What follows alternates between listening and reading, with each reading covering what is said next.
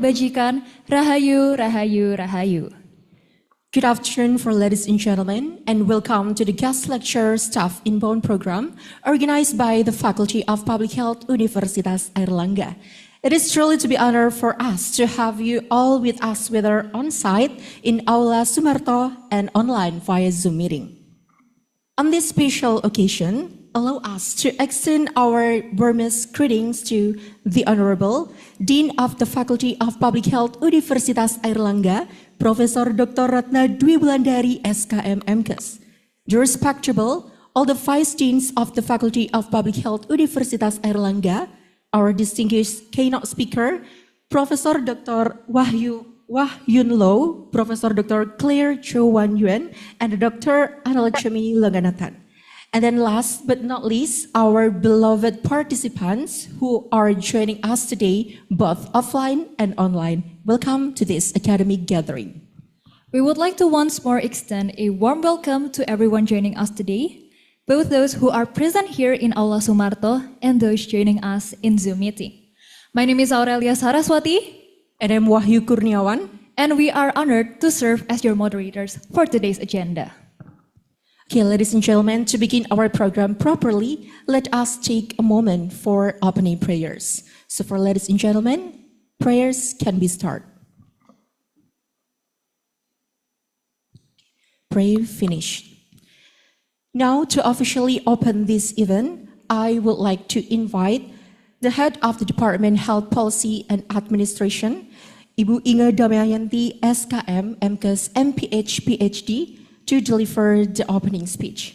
To Mrs. Inge, the time is yours.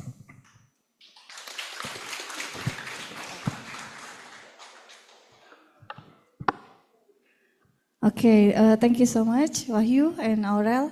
Saya di mana ya? Di sini ya. Okay, good afternoon everyone. Assalamualaikum warahmatullahi wabarakatuh. Okay, it's a lovely afternoon here with the raining a little bit, so it's cold and not too hot. So this afternoon we have a really very important time and opportunity to learn from the expert. So in a very special occasion, we have our three experts here, Prof.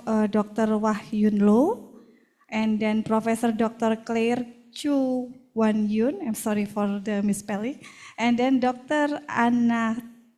Analakshmi Loganathan. So thank you so much for visiting our faculty and for Prof.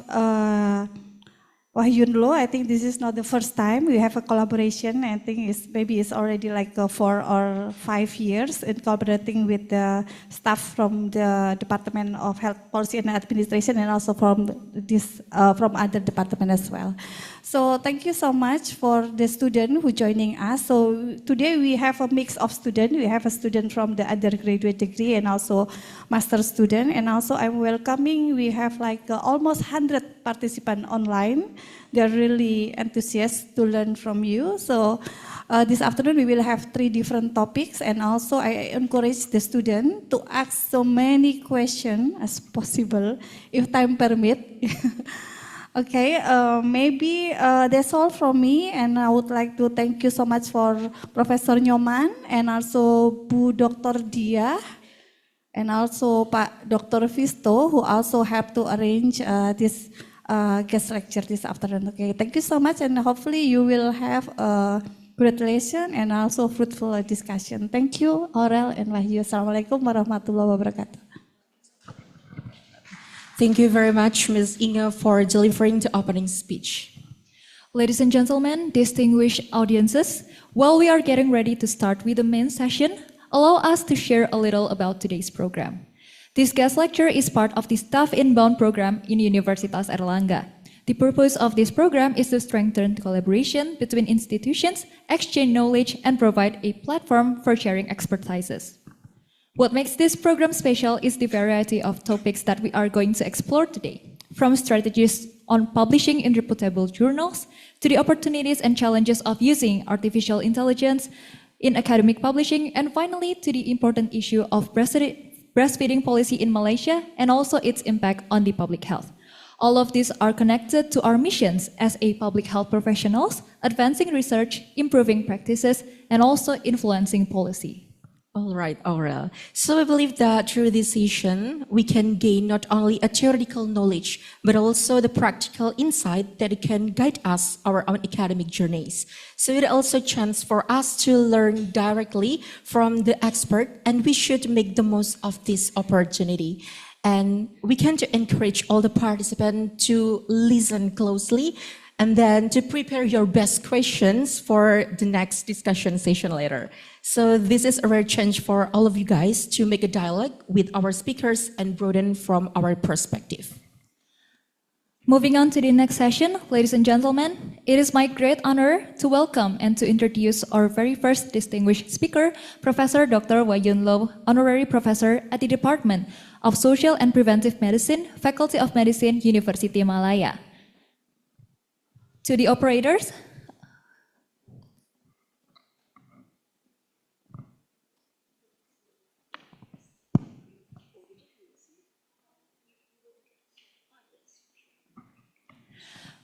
okay. Professor Lo earned her PhD and MSc in medical psychology from the University of Surrey, England, and her BA in psychology from University Kebangsaan Malaysia. Her expertise spans in mental health, health psychology, behavioral medicine, social epidemiology, and also sexual and reproductive health.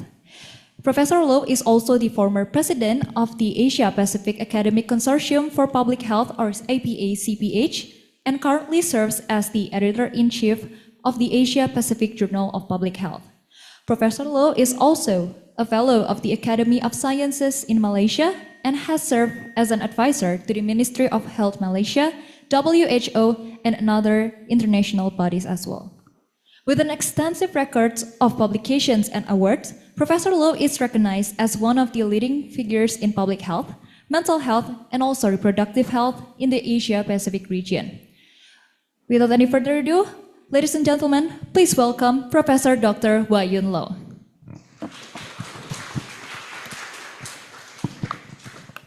Right. First of all, thank you so much, Madam Charity, for the very kind words. Selamat petang semua. A very good morning to all of you. First of all, my gratitude to the Dean, to all the Vice Dean and the organizing committee members, and particularly Professor Newman for inviting us here, to your very esteemed university. Now, it's certainly not my first here. I have been here before, and I love it here. All right? Okay, now, the reason why we are here, it's also because of our collaboration study between us, University of Malaya, and Professor Newman under the University of UC Erlangga. And so we have this project that is currently going on right now, and that is also one of the reasons why we're actually here. Okay, nevertheless, I'm going to go forward now with what I'm tasked to do for this afternoon, and that is to talk about academic writing, okay? Now, as you can see from my slides, starting from research idea. You haven't got an idea yet, or perhaps some of you may already got the idea, and how then do you execute the idea, and at the end of the day, write a paper up. Be it your journal publication, or your thesis, or your dissertation, Now, can I have a whole of hands as to how many of you are currently writing your thesis? Are you all sleeping? How many of you are currently writing your thesis? The other. Okay, how many of you have already collected your data? Belum lagi. Okay, how many of you have already done your research proposal? Belum lagi. Yes, okay, right. So there are, at least people here, who are, so I think the lecture here will be extremely useful for you. And even though, you guys may not even come up with your research proposal yet, but the tips, that we are giving you are extremely important, And also, I think we are here, now I must say that you are very, very privileged that you have two editors in this room, me and Professor Claire, all right? we are editors. Now, it's not easy to get editor to come in to talk about publication. So honestly, I think you're very privileged, to have us here. And so this is what I'll be doing here. Now, I'm wearing the hat as the editor-in-chief of the Asia Pacific Journal of Public Health. How many of you have heard of this journal? Are you kidding me? Only a few? So we are not doing enough in terms of marketing and advertisement. Yeah, and so quickly, next slide, please. Next, please. Right, so this is a journal that I represent, the Asia Pacific Journal of Public Health. And for those of you who have not seen this journal yet or doesn't know what this journal is all about, yeah, so this is my best slide, my marketing slide.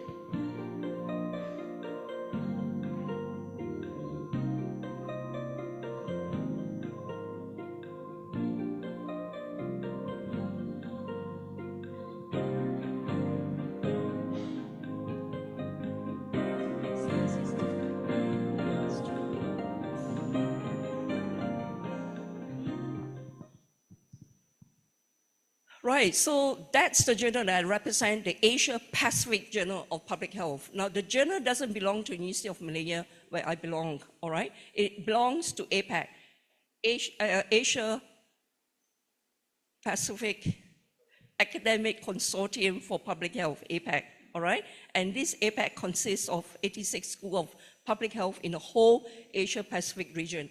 And Air Lanka is one of the member institutions. Besides, Universitas Indonesia, I think there are 6 or 7 universities in Indonesia that are members of APAC. Now, so my journal is both in text, in Scopus, and in WOS, all right? So if you're looking for a journal that you want your articles to be in, you can actually, more than happy, to submit to my journal. Now, the only subscription we ask for, it's $25 US. Yeah, $25 US. Unless you want an open access, then of course there will be more than $3,000 US.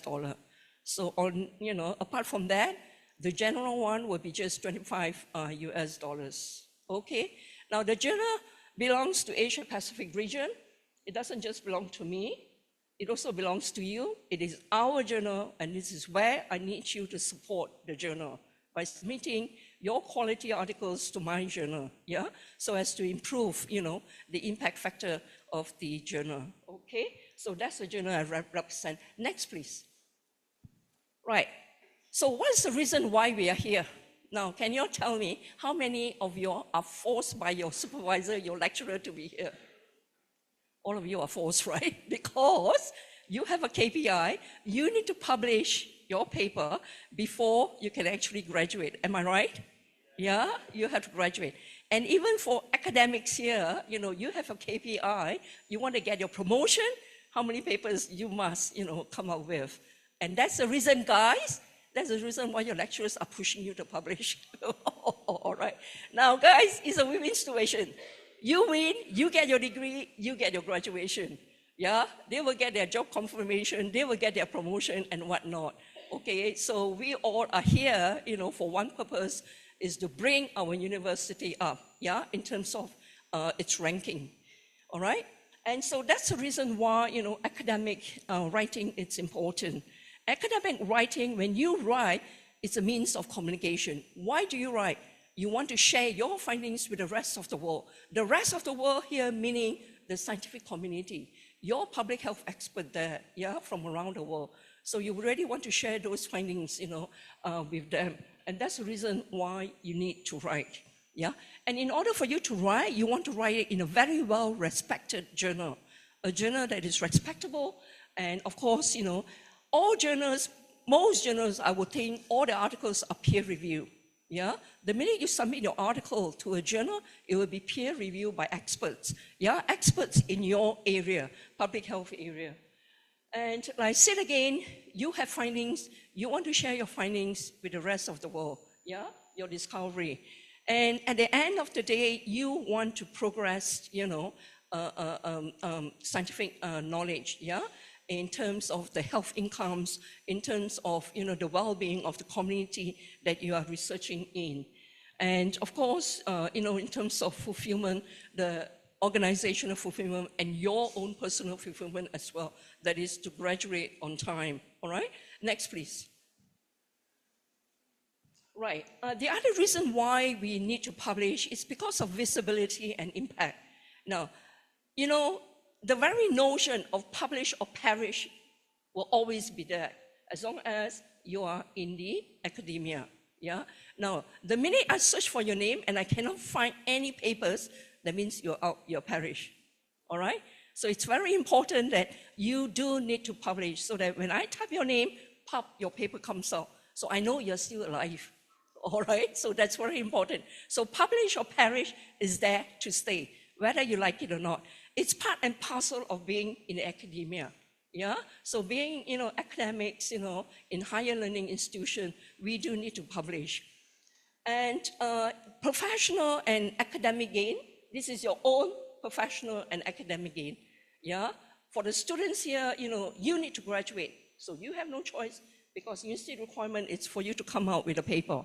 For the academics themselves, you need a job confirmation, yeah? You need publication, you need your promotion, okay? From lecturer to associate professor to professor and whatnot. So all these things are very important for you all, yeah, as academics. So that's your personal gain, your personal career advancement.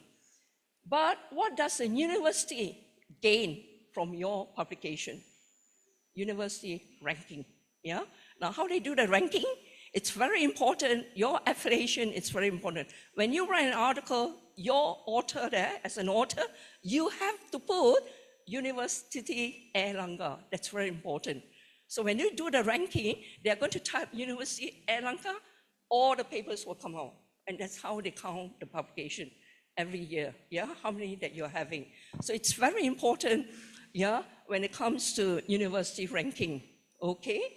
And of course, academic productivity. University, you get funding from your Kementerian Pendidikan, yeah, Ministry of Education, perhaps, or Ministry of Science and Technology, yeah, from all the various ministry in your government. And so you are accountable to the money that you receive from them, your research funding, yeah? And I'm sure your ministry will say that from the funding that I've given you, what have you got? What's your output? And one of the output here, it's publication, yeah? So from a university perspective, that is what we need to do, yeah? And of course, research funding, ties up with publication. The more funding you have, hopefully it correlates with the publication output, yeah? So the more funding you have, more research is going on, more data, more publications coming out, all right? So you can see, yeah, your personal gain and organizational gain from publication. Next, please. Right, now ingredients needed in writing an article. First of all, you must be motivated to write. If you're not interested in writing, there's no way you can come up with a paper. But the motivation sometimes comes from you. Motivation, sometimes you are inspired by other people, your supervisors perhaps, your professors perhaps, your other peer, your peers. So you do need to have that motivation to write, yeah? And of course, confidence. Now, confidence comes with practice. The more you practice writing, the more confident you are. If you don't write, it's very difficult for you to be confident even in writing a sentence, yeah? So it's all about practice, yeah? Practice, practice, practice, and your paper will come out, okay? That's very important, and that builds confidence. And of course, at the end of the day, what we need, the most important, is a skill. And this is why we are here. We are imparting you our knowledge, and not only that, the skill of writing a paper, all right? So that's very important. So we want to build capacity, not only in students, but also in academics as well. So all these are very important, part and parcel, of writing a paper. Next, please. Now, this is a paper equation here. What you need, it's time, yeah? You may say that, you don't have time, day in, day out, you got lectures to do, the lecturers here also, every day you're teaching, you got no time. Or, now it's very important as academics, try to have protected time, very important. Like for instance, you may set aside every Wednesday afternoon, that's your writing, that's your research work, yeah? So it's important for us to have our own protected time, because sometimes, particularly academics, you are in the management field, yeah? Day in, day out, you'll be having meetings. So therefore, your research is, gone. So it's very important, research is for your own, yeah? So do have your protected time for the academics. And what you need is ideas. And this is what we are here to talk about, research ideas and what have you, yeah? And of course, you do need to have a library that contains all the information, all the books, all the theses, all the dissertation. But now you don't need to have a physical library. And you have the internet, you have the e-library and what have you, yeah? And of course, the helping and the writing help. Yeah, such as this, okay? You have writing workshops teaching you how to write, from A to Z, and those are equally important. Next, please. Okay, 3 aspects of scientific writing. First of all, you must have the thought. Very important, yeah? So the thought is actually your logical sense, yeah? So now, every research, there must be something that is worth reporting, yeah? Now, don't panic. If you do your analysis, alamak, everything is not significant. So how am I going to write? Okay, you might think that your work is lousy. Therefore you don't write it up, you don't publish it. Yeah. So every research findings, it's ask yourself, pitch it, as to what you want to put in that particular paper. Yeah. And sometimes a non-significant findings, a negative findings, is still a finding to be reported. That's very important. Now, the structure is very important. Put the writing at the right place. So in every article, there is certain places that you must put certain things, yeah? So that's the structure of your paper. And finally, the style, yeah? The flow of your thought. How do you derive that kind of conclusion? That's very important. And also the other one is, of course, if you submit to any journal that is English, we expect international English from you. But don't panic. All of us, we are all from Asia Pacific. English is not our mother's tongue, yeah? English in Malaysia is second language, okay? Don't struggle. In your computer, you're trying to write a scientific output, your facts, your findings.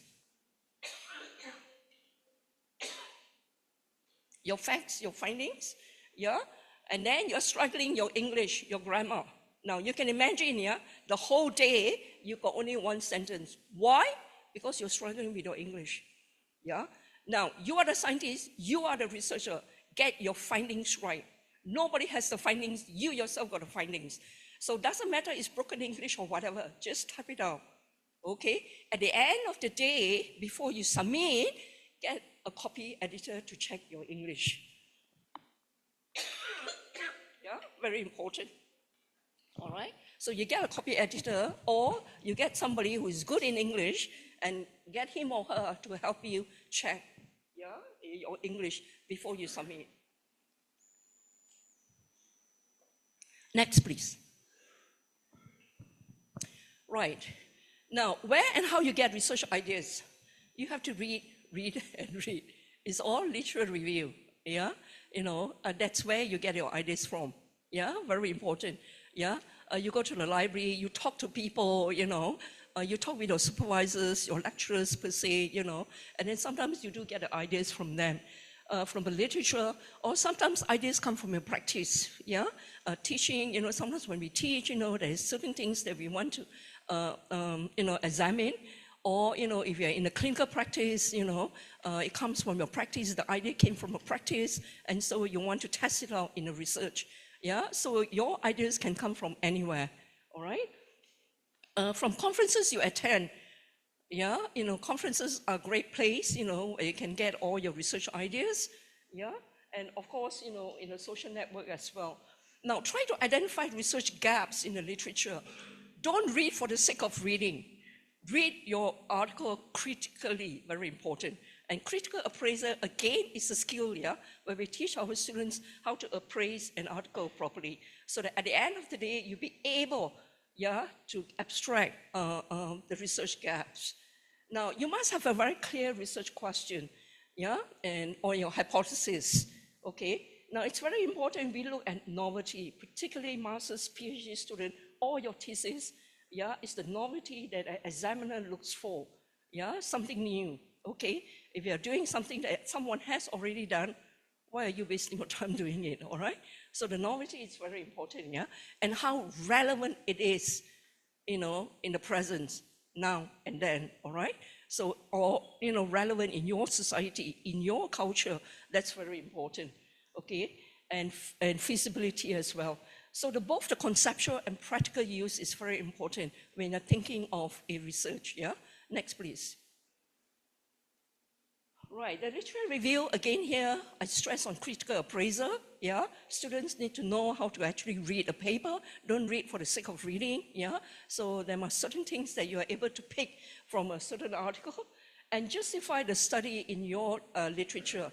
In your literature, why are you doing the study, yeah? You have to start, looking for literature to justify, Justification, all these are evidence-based literature. So, we are in the field of public health, in the sciences, so everything is based on evidence, yeah? And link, to your research question. You read and read. Sometimes students say, Prof, I've read 100, 200 pages. I don't know what I'm reading, okay? I'm sure you have students telling you that, yeah? It's because, they don't have the focus. They're not sure of their own research question, and therefore they don't know what they're reading. So it's important, yeah, for you to be able to know what's your research question and make sure you're reading the thing that is relevant to your research question. And structure according to your conceptual framework, if you have one, your theoretical framework, if you don't have conceptual, okay, you collect, you organize, and then you write, yeah? Because when it comes to literature review, it's enormous amount of literature you're reading, articles.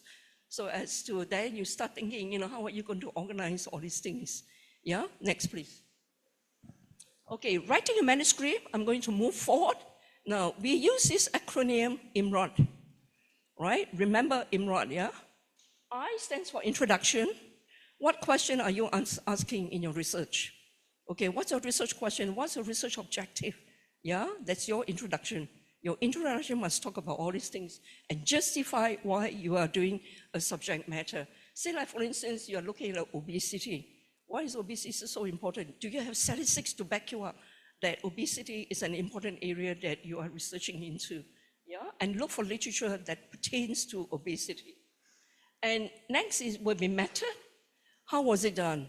Methodology is very important, yeah, in terms of your questionnaire, in terms of your sampling and whatnot. Now, it's very important, yeah. Now, the very foundation of research is actually methodology. If your methodology is wrong, is flawed, forget about publishing.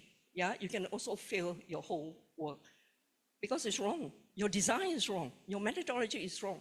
It's the same. I always use the analogy. I'm building this building or a house. Now, to build a building or a house, my foundation must be very strong. If my foundation is not strong, the whole building can collapse. It's the same like research. If your methodology is wrong, flaw, the whole research is gone, yeah? And as a result, you can even fail. And that's one of the reasons why we reject your paper. All right? So methodology is very important, yeah? And then result, what have you found? What are the findings? You've done all your analysis and everything, so tell us about your findings. And at the end of the day, discussion, yeah, discussion. So after your findings, you found, like for instance, you say that boys are better than girls in terms of body weight, for instance. Yeah, baby boys, are higher compared to baby girls. Okay, that's your finding. Just say that baby boys' weight are higher than baby girl. Don't interpret. Why baby boys' weight are higher than baby girls? Go to the discussion. Tell us why in the discussion.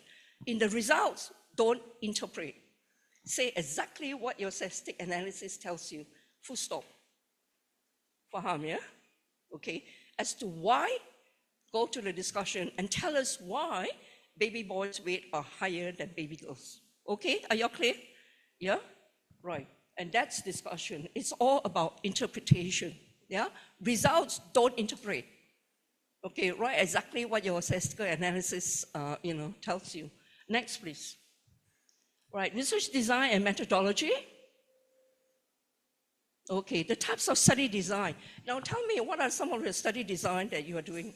Anyone who has already collected your data or are writing up? From the student, what study design?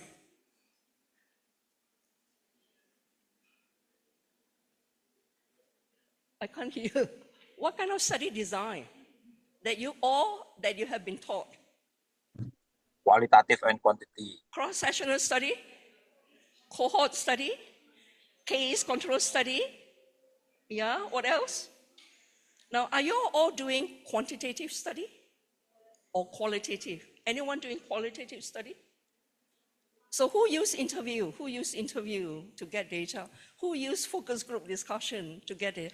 That is qualitative study. Yeah, again, ask yourself what kind of study you want to use. Quantitative? Quantitative is all numbers, all statistics.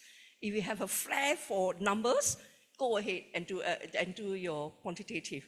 But if you're someone who is very good at talking, analyzing people, then maybe you want to go for qualitative study, all right? Okay, so what kind of study? You have to tell us what kind of study. Next. Okay, your samples and sampling frame. Give me some kind of give me an example of sampling that you use. What kind of sampling technique? Simple random sampling. Yeah, to be safe, right? That's the easiest. Okay, what other sampling? Purposive sampling. You have quota sampling. Yeah, you have what? Systematic sampling. Now, very important, yeah? Purposive sampling, quota sampling. The sampling that you pick, it's very important because at the end of the day, it affects the kind of statistics you are using and your interpretation, your findings. If you are doing purposive and in purposive, particularly in qualitative study, you cannot generalize your finding to the population, okay? Because you are using a quota sampling, because you are using a purposive sampling. But if you're using a random sampling, you can safely say the findings of yours can infer to the population there. You understand? Yeah? So very important, as much as we want you to use a proper probability sampling, like random sampling, like systematic sampling, stratified sampling. Those you can infer, to the population out there. All right? Next. Now, for all sampling that you do, very important, particularly if this is your thesis, master's, or your PhD, try to calculate your sample size. There are many software that you can use to calculate sample size, yeah? Okay, so very important, we would want you to calculate your sample size. Now, how many of you use instrument tools? Anyone? Yeah, questionnaire. You use questionnaire, right? Now, very important, yeah? Most standardized questionnaire are developed from Masale country, right? From Western country, right? Okay, from Australia, from England, from Europe, yeah, from US, whatever. Yeah, now very important, you can adopt the questionnaire, but you must adapt it to your own culture. And that is, if you want, for instance, if you have a questionnaire, you want to assess depression, screen for depression, let's say DASS, yeah, 21, depression, anxiety, and stress symptom, inventory. So you will use that, right? And then you need to validate that to your own local culture. So validation is very important. And you normally do validation during your pilot study. So you check the validity and you check the reliability, all right? So that's very important, so that it is relevant to your own local context. Let me just give you one example. Yeah, I'm a psychologist. You know, sometimes we use lots of IQ tests, right? So most of our IQ tests is either from America or in England. One of them is called a Bachelor, IQ test for children. Now, in that IQ test, one of the questions is this: can you name the colors in the US flag, in the American flag? You ask your Indonesian kids and see. You ask your Malaysian kids and see. Do you think they know how to answer that? What are the colors found in the American flag? Tak boleh jawab kan? Because they haven't seen an American flag. But that doesn't mean they are stupid. These are IQ tests here. So that means to say that you need to validate that. You need to change that. You ask them, if you're doing it in Malaysia, what are the colors found in the Malaysian flag? What are the colors found in Indonesian flag? You understand? So this is why validation is very important. To see that the items in the questionnaire, relates to your own local culture. So very important, yeah? Next. Now, ethics approval and informed consent, all studies, whether it's a bachelor degree, master's degree, or PhD degree, or what, you have to go through ethics approval application. So I think all universities have their own ethics committee, and you must get the number from the ethics committee to prove, that the welfare of the participants are all safe and sound. And sometimes the ethics is not just to protect the welfare of the participants, but to protect you as a researcher as well. So that's very important. And not only ethics approval, we want informed consent. What is informed consent, anyone? Ethics approval is from the whole universe. The whole university will approve your whole research. That's ethics approval. Informed consent? Yeah, it's from the participants. Yeah?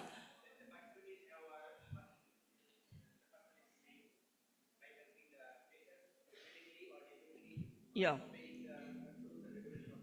Yeah. Yeah. Say, for instance, I have my sample, and 3 of these, are in my study group. Yeah, they're all selected to be in my study group. Okay. So before I actually interview him or her with my questionnaire, I have to give her my participant's information sheet.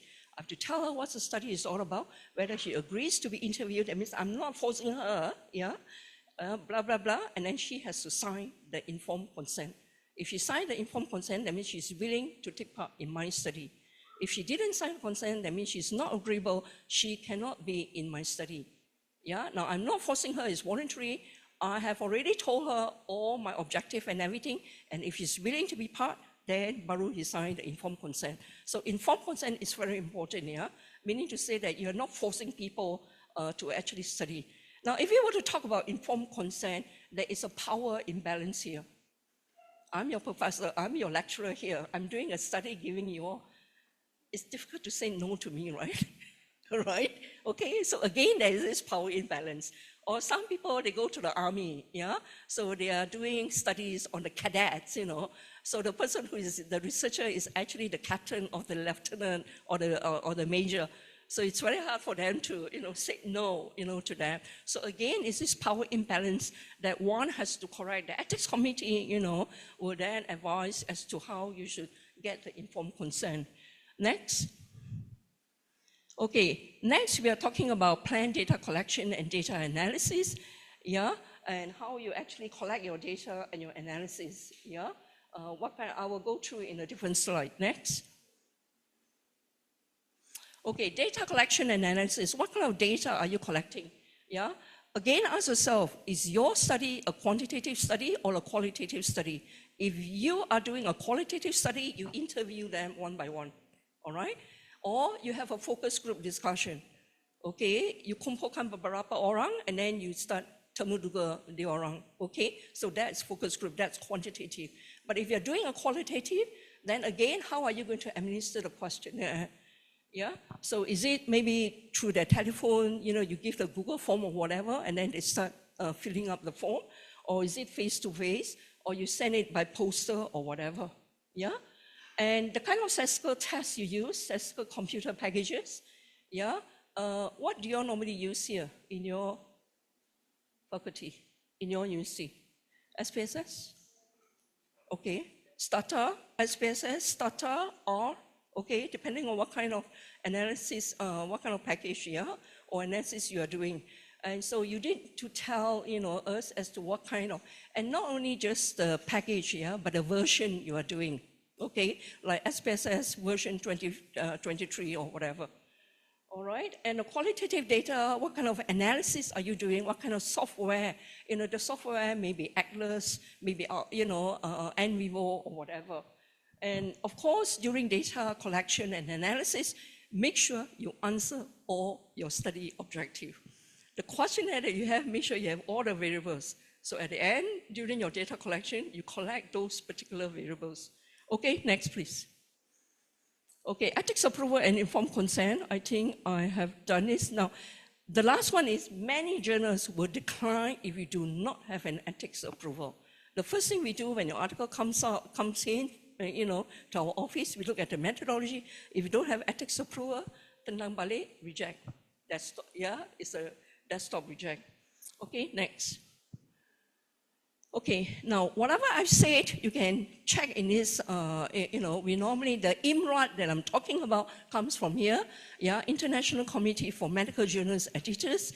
We apply to that very strictly, and you can go to the website and check it out, yeah. Any session in the paper, very detailed notes, information will all be there, yeah. You cannot go wrong. And this is also what we call the Vancouver, even the reference is also Vancouver style. Next, please. Okay, next, once you finish your whole article, yeah, we talk about manuscript submission. You need to have a cover letter as to why you think we are interested in your, and also very important instruction to authors. Before you even write your paper, determine which journal are you submitting to, and have a feel for the journal. Yeah, in every journal, every issue, either the front or the back, there's instructions to author. Read that before you even start writing, because they will tell you exactly what they expect of you, in writing the study. Where and how to submit, and online submission. Next, please. Okay, now, think, check, and submit. This is a very important website for you to do, because these days there are so many pediatric journals, right? All right, every journal wants your paper, so that you can just pay and get your paper out. So it's very important for you. And I am sure your university, as far as publication policies is concerned, there are certain journals or certain publishers that you cannot submit your articles to. So that is something that you also need to know. All right, next please. Next please. Okay, where to submit depends on the nature of your work. Yeah, what kind of research work are you working on? And you need to identify the journals that publish the subject matter. Yeah, my journal is public health. Sometimes I even get articles coming in from engineering. I don't know what engineering got to do with public health. Okay, please try to do some justice, yeah, and save our time and effort, yeah. So very important, if you don't know, go into current contents and determine which journal are published papers in your subject matter. Yeah. Now, your best guide is actually your own lecturers, your own supervisor. They themselves would have published, and they also would be the first one to tell you, perhaps we should submit to A, B, and C. Or if not, I don't know about your librarian, but sometimes you can go to your subject librarian. Every faculty has its own library, and they will also be able to tell you where to submit your articles to. Yeah, that's it. Yeah, experienced colleagues or authors. Next, please. Okay, identifying journals. Okay, ask yourself. Now here I was told, as long as you publish, it doesn't matter what journal, right? Yeah, doesn't matter whether your journal is indexed in Scopus or WOS. Okay, So again, is the impact factor so important for you? Yeah, I know in some countries like NUS, National University of Singapore, they cannot publish in any journal that is below the impact factor of 2. Now that's pretty tough, all right? So if your university does not stipulate that, if I were you, quickly publish. Before next year, they're going to say, hey guys, I want you to publish, impact factor above 1, above 2, or above 3. Itu lagi susah, all right? Okay, so ask yourself whether all this impact factor, prestige factor is important for you. Yeah? Circulation factor, whether it's science citation index or social science citation index. Okay, I think yours is mainly Scopus. Yeah, in our University of Malaya, we are from the sciences, Faculty of Medicine, so we only have to publish in WOS, Web of Science, Science Citation Index. Frequency, how often does the journal come out? My journal comes out 6 issues per year. So, if you want your article comes out very fast, look for a journal that comes out perhaps every month. Yeah?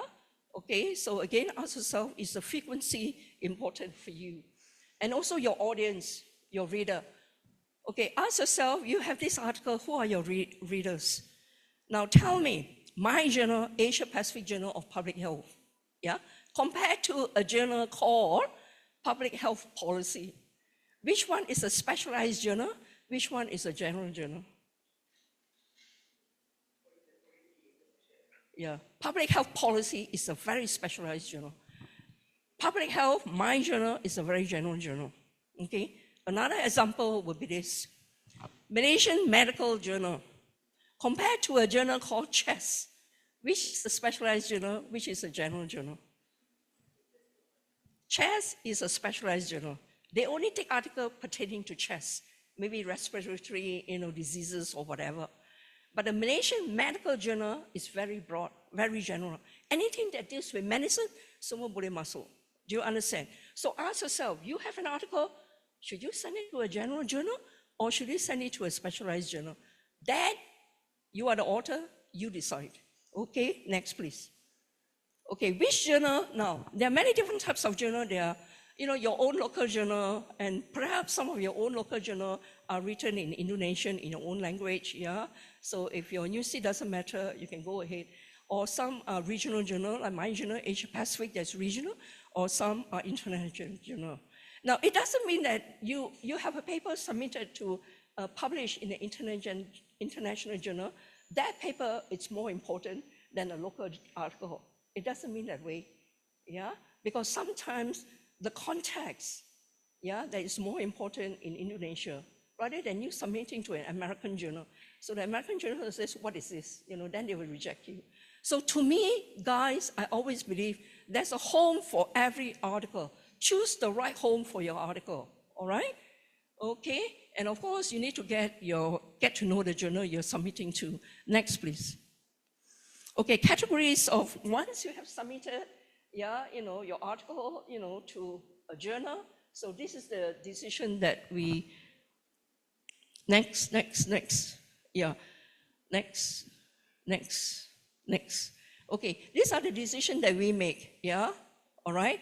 Now, it's very, very rare that we will accept an article outright, okay? Most of the time, it is accept with major revision or accept with minor revision, yeah? Or of course, reject, yeah? Right? So these are the decisions that we will make, yeah? When the articles, after peer reviewing, it comes back. Next, please. Okay, now why your paper is rejected, this is a reason. Yeah, maybe it's out of the scope of the journal. My journal is public health, but you send me an engineering journal. What's that? Yeah, all right. And so that's the scope. Yeah, or maybe your methodology is all wrong. So why would I be accepting your article? Okay, and you have a wrong conclusion or recommendation. Now, guys, don't ever give a chance to your reviewer to reject your paper. So very important, adhere strictly to the journal specifications. Next, please. Okay, next. Right, reason for revision, most of the time, your article, it's normally major revision or minor revision, yeah? Now guys, we are giving you a chance to revise your paper. Don't reject yourself. We haven't rejected you. we are giving you another chance to polish up your paper. So just polish it. Now, the minute you polish it, the very chance that it will be accepted is very, very high. So don't reject yourself. I have got a PhD student. I think he probably got 20 comments. He was so angry, he wished he got a gun. He wished he knew who is the peer reviewer. He wants to kill him. And then he says, Prof, I'm not going to revise this. I'm going to send to another journal. Okay, if you want to send to another journal, that means you're starting all over again. Yeah? So don't reject yourself because we have not rejected you. We are giving you another chance to revise your article. Now, writing, of course, we give you the comments here. Your writing may be no good, but we will help you. You have per illustrations, your tables, your figures, and whatnot. Excessive data present. Now, in my journal, I only need 3 illustrations, but you give me 10 illustrations. Yeah? Okay, 40 deductions. Your conclusion, it's not based on your results. Your conclusion is, from other people's article. And it doesn't, conform to our journal requirement, and of course the language. Now, in my journal, I can only speak for my journal. If we feel that your article has got scientific content, it merit, a space in my journal, but your English is lousy, we help you with the English. My publisher is Sage Publisher in California, so we have free services for English. So there are certain times that, we ask the author, we want your paper, it's accepted, but it needs English editing. So if the author says yes, we will send a paper to Sage California for English editing. So we will help you with the English because we feel that it's not fair to reject a paper just because the English is lousy, all right? But the scientific content is there, and we will assist you to get the paper out, yeah? The one is free, yeah. Okay, next, please. Right, next. Okay, addressing reviews comment. Now, if you got 10 comments, you must address all the 10 comments. Okay, you must address all the 10 comments. Yeah? Okay, you cannot say, Prof, I'm not interested in those comments. Those comments are rubbish. You cannot say that. Now, you can disagree with the comment, all right? You can disagree with the comment, but you have to tell us why you disagree with the comment. And we will take your answer. Okay? Right? So that's very important. So of course you revise within the due date. We normally give you a due date, let's say within a week or 2 weeks. And if you need more time, you have to tell us. So, we will extend the time for you to revise because sometimes, you are very busy, you go overseas, you didn't come back in time and whatnot. Next. Right. Now, there are only 2. You got your paper published and wow, it's just fantastic, right? You see your name, right? I remember when I first got my paper, I was a PhD student, and to see your name out there is just so motivating, right? And you can go and celebrate, and you're a published author. But if you get rejection, guys, it's not the end of the world, all right? Okay, it's not the end. All of us, got rejected. I'm a professor, I still got my paper rejected, and by my own journal, all right? Worse still, by my own journal. Really malu, right? I'm the editor and they reject my paper. So if you are in the academia, it's part and parcel. Getting a rejection is part and parcel. But I have got a student who says, Prof, getting this rejection from the journal is worse than my girlfriend reject me. You get what I mean? Okay, next please. Now, the key to successful, you must have a story to tell. I think in any research work, there will always be a story to tell. Yeah, so you must give it a niche, yeah? And okay, choose a good topic. Of course, I think your supervisor or your lecturer will give you some tips, yeah? And present at conferences or seminar, then write it up. Normally, sometimes we send our students for conference, after that, we expect them to write up the whole presentation or the whole poster. Okay, and of course, try to use softwares, especially like literature review. You have so many. So if you have software like EndNotes or whatever, Mendeley that you are using, which is free, then go ahead and use it. Yeah, so write. Practice makes perfect. Next, please. Okay, so know your paper. What is your paper important? What are the main messages? Know your journal, very important. Know your journal format and know your audience. Next. Right, next. Last but not the least, sincerely invite you all to the APAC conference this year, which is next month, early next month. It will be in Chiang Rai, Thailand. Yeah, Asia Pacific Academic Consortium for Public Health Journal, Public Health Conference. And with that, thank you. Next.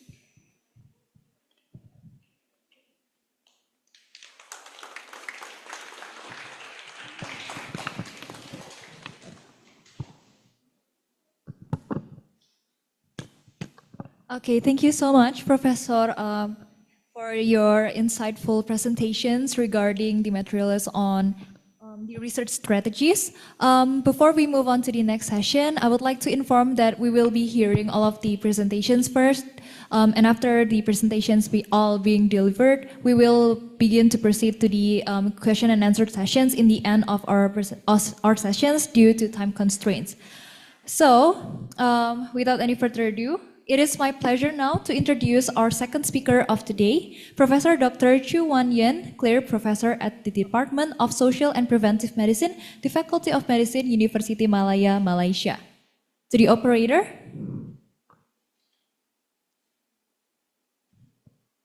Please show us the curriculum vitae of Professor Claire.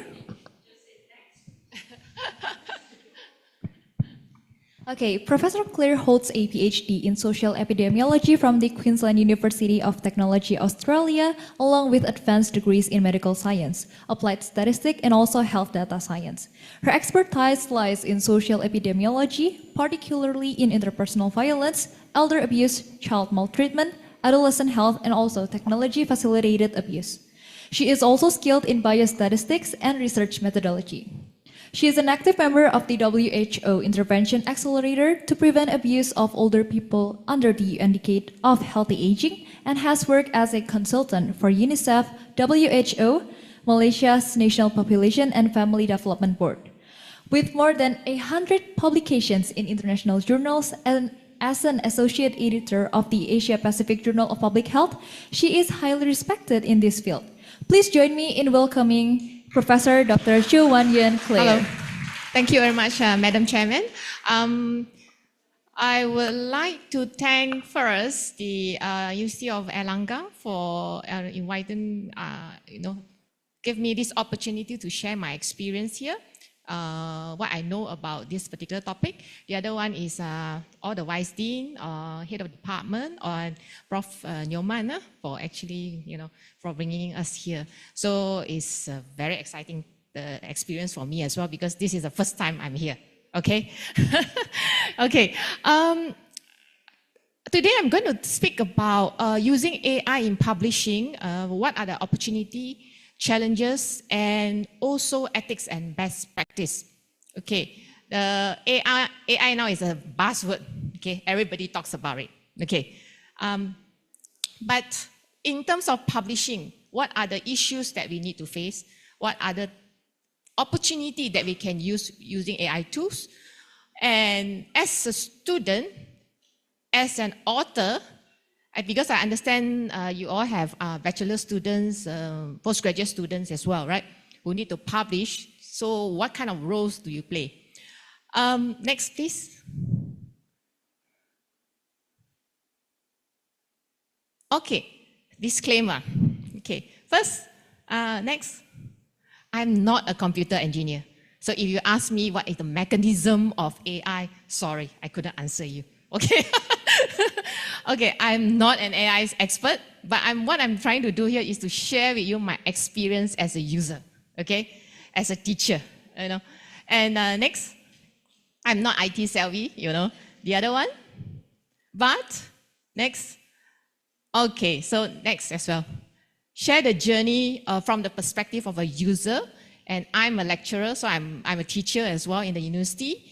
And also, I'm a co-editor of a journal. So what kind of issues that we face when we, we get paper submission from authors itself. Next. So these are the three main topics that I'm going to scrape and I'll talk about. Next. Okay, so why AI matters now in academic publishing? I don't think I have to say a lot of it because now a lot of tools, AI tools are available in writing itself. Okay, I try to ask a few generative AI like ChatGPT, Perplexity, Gemini. I say, how many tools are there available for research now? AI tools available for research and academic writing? And the answer is there are hundreds of them. Okay, but how many can you learn from these hundred of AI tools?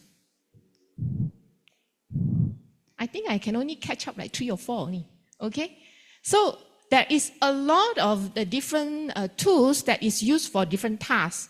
Okay, so ChatGPT is the most famous one. Who don't use ChatGPT at all? You don't use. Wow. Respect to you. Very impressive, okay? So you see, you're the only one in the whole audience. The 99% of the people here is actually using ChatGPT, including myself, okay? Science-based is also something very new that is, I don't know how many of you have heard about Science-based. It's a new AI tool that used for retrieving papers, especially if you do, because some of you are doing project, it will actually retrieve papers on the internet, okay? Various databases. It's almost function like a PubMed, but the capacity is much higher because it can do summaries for you. So if you do systematic review, this is very useful. It cuts your time to do a systematic review by 40% or 50%. Okay, a pro and cons. But if you're interested, you can look at Science-based.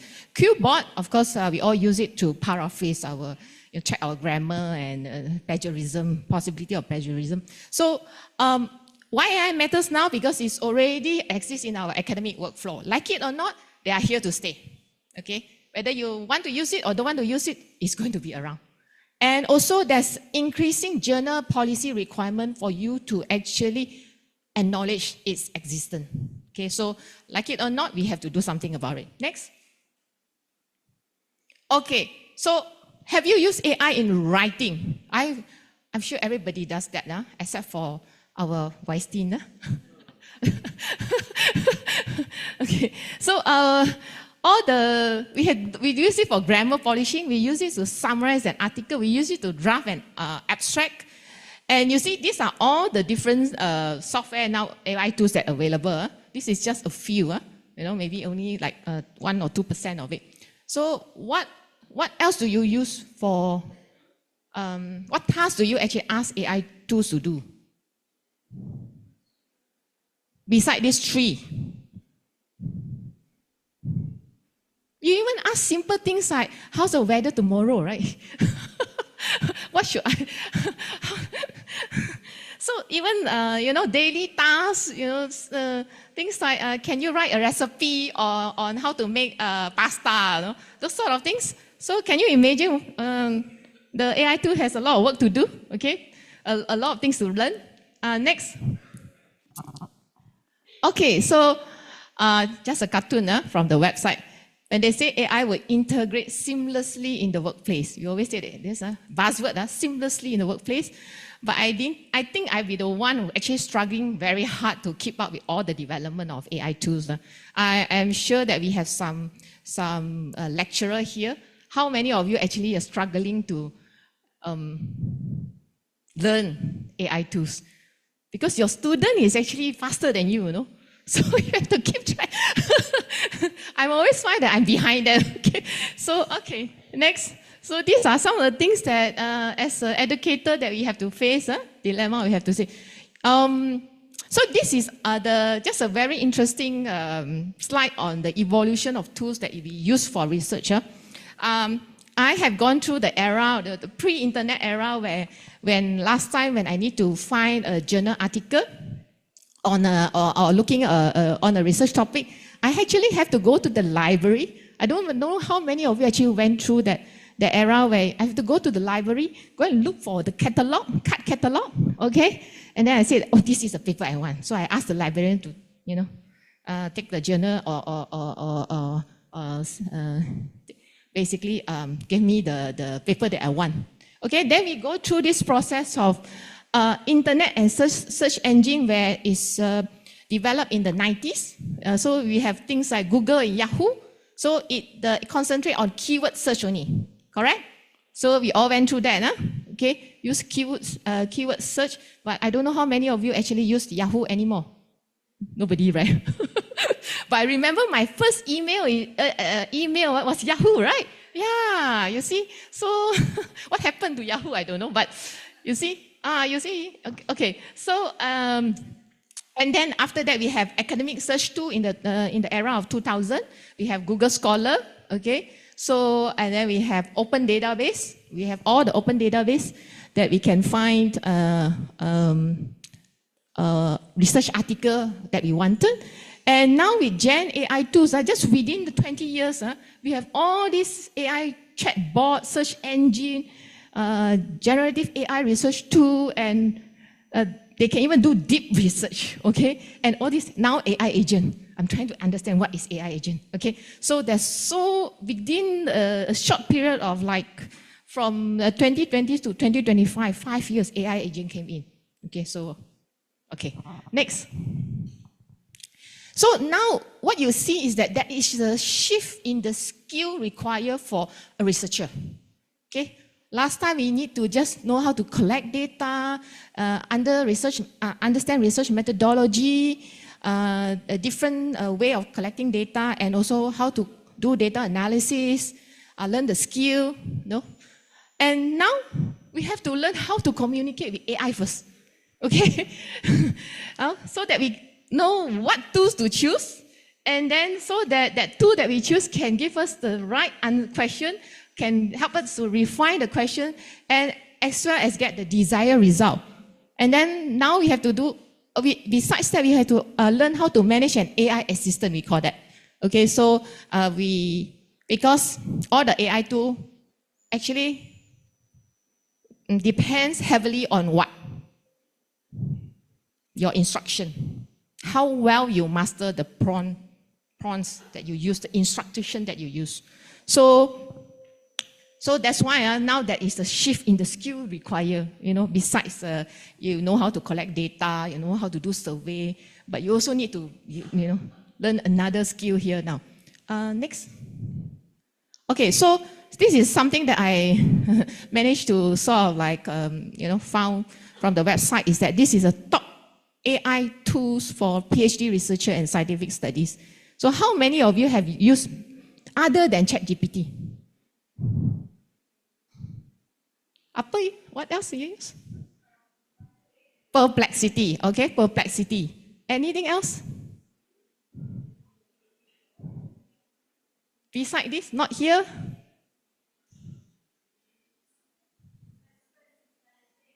Huh?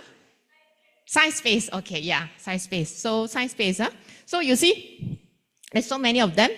And of course, like Perplexity, you probably can ask for 5 prompts for free, and after that you have to pay, correct? Yeah, okay. So that also brings another challenges to us. Okay, next. Okay, so there's another cheat sheet for AI in academic research. So we have top AI tools again. So we have now data analysis. You don't even have to learn how to do data analysis. Julius AI will do it for you. Okay, so gosh, so I'm going to lose my job as a biostatistician. But one thing that I think I need to emphasize is that you also need to learn the foundation and the basic of data analysis, so that you can evaluate whatever that Julius AI or other data analysis AI tools that generate the input, output, whether it's accurate or not. Okay, so you should never forget the basic and the foundation of your area. So these are all the different what do you call it, tools that is available in the academia now. Next. Okay, there's another one. Okay, another one that tells you paper reading, what can you use for free? What can you use if you pay? Okay, then also paper writing, literature review, paper review, data analysis, research presentation. Everything under the sun is covered. Next. Okay, so what AI can offer to author?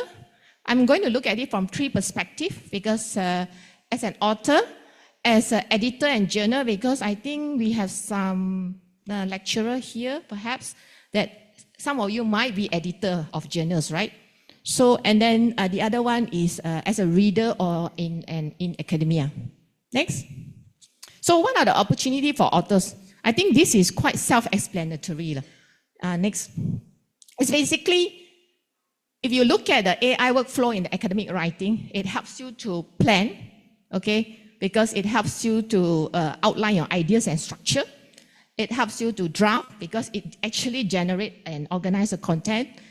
And also it helps you to refine, basically it provides suggestion and feedback. And usually the suggestion and feedback is very useful because sometimes there are some limitation in your studies that you never thought of, but the system can tell you. And also help you to cite, basically, to assist in managing your referencing and formatting. Next. Okay, so I would say that opportunity for authors with the AI tools is really to improve clarity, grammar, and readability. And this is very useful for us, especially when English is not our native language. Okay, and then of course draft outline and draft letter and cover letter. This is standard, because we need to write a cover letter for the editor-in-chief, right? Yeah. So summarize large amount of text and also for such as article reports. So how many of you has actually put up a full thesis or full report in, for example, ChatGPT, since everybody use ChatGPT, and ask us to summarize? You did. Okay, it's okay. We all do that. Your teacher might not be so happy. So what do you think, the summary? Yes, you see, it lacks in some respect, okay, in some aspect, and you need to do extra work of checking again. So because I think if you feed it in small portions, they can do a better job. But if you put the whole report of 100 pages, they tend to give you a very general summary. Can you imagine, like, they just think within 10 seconds and give you a summary? You won't believe that they can do the job, right? But if you give them like one page and one small manuscript, for example, of 20 or 30 pages, they probably can do a better job than you give a whole report of 100 pages. Okay, even human being cannot read 100 pages within a few seconds, right? So, okay, so I think somebody have used SciSpace. So Elicit and Cite AI also can assist with literature screening. Means it helps you to screen the literature. And also, okay, so next. Okay, so opportunities for editor and journal. Next. Okay, so now in some publisher, they, for example, this Springer Nature, they have actually launched a new AI tool, I think beginning of this year, if I'm not mistaken. Yeah, to help to improve editorial workflow efficiency. So basically, they do initial quality check of the paper that has been submitted to their system. Things like, whether the format is correct or not, whether there's any plagiarism. So they will actually do that kind of work. So it does actually help to streamline integrity or any ethics problem, do ethics check. Next. Okay, so it also, with AI software, is easier to actually detect any kind of image manipulation. So there are a few in the market like Proofread and Image Twin, which actually helps to do this kind of flagging alert if they detect there's any duplication of images. And these are very useful, like for bioimaging discipline. Next. Okay, so if you are an editor, right, or editor-in-chief, you would like to get some reviewer very fast, right? Because it's so difficult to get reviewer. I think Prof. Lau and myself are editor in AKK Journal of Public Health, and every time we send a paper out, we send 30 reviewer and everybody will say no to you. Okay, imagine. So it's now with the this particular AI tool called D-Science Lab, and they actually can do this sort of reviewer matching according to the paper content as well as the appropriate or suitable reviewer. Next. Okay, so what about for readers and in academia? Next. So basically, we will say that AI tools actually help to enhance discoverability, mainly because in the past, when we used PubMed, databases like PubMed, Google Scholar, it depends highly on the keyword that you put. So you have to learn how to use keyword, choose appropriate keyword, and then the synonyms to it, and then maybe the match term to related to that keyword. So it depends heavily on keyword. But now with the AI tools, what you do is what we call the semantic search. So you can just put a very direct statement or your research question, and it will generate the papers that you wanted or related. Next. Okay, so of course it makes knowledge accessible to everyone now, and also information easier to understand. Okay, I have been a researcher for, and of course a lecturer for many years, and I call myself a scientist for the past maybe 30 or 40 years. No, I'm not so old, 30 years maybe. So the thing is that when we write our result and our finding, there is a particular way. We like to write it like in an academia note voice. When we send it to the policymaker, can you don't give me a whole report? Can you give me just 3 pages of summaries to say, what do you want us to do, as a policymaker based on your finding? So with AI tools, we don't have to have this problem. We just have to ask AI tools to help us to write in such a way that we are actually presenting to a policymaker. How can you actually summarize this in the way that a policymaker can understand? Okay, so this is very helpful. And also with the translation now for AI tools are very excellent. Okay, I've tried writing my research question in English, and I asked it to translate to different languages, and it actually translates very well.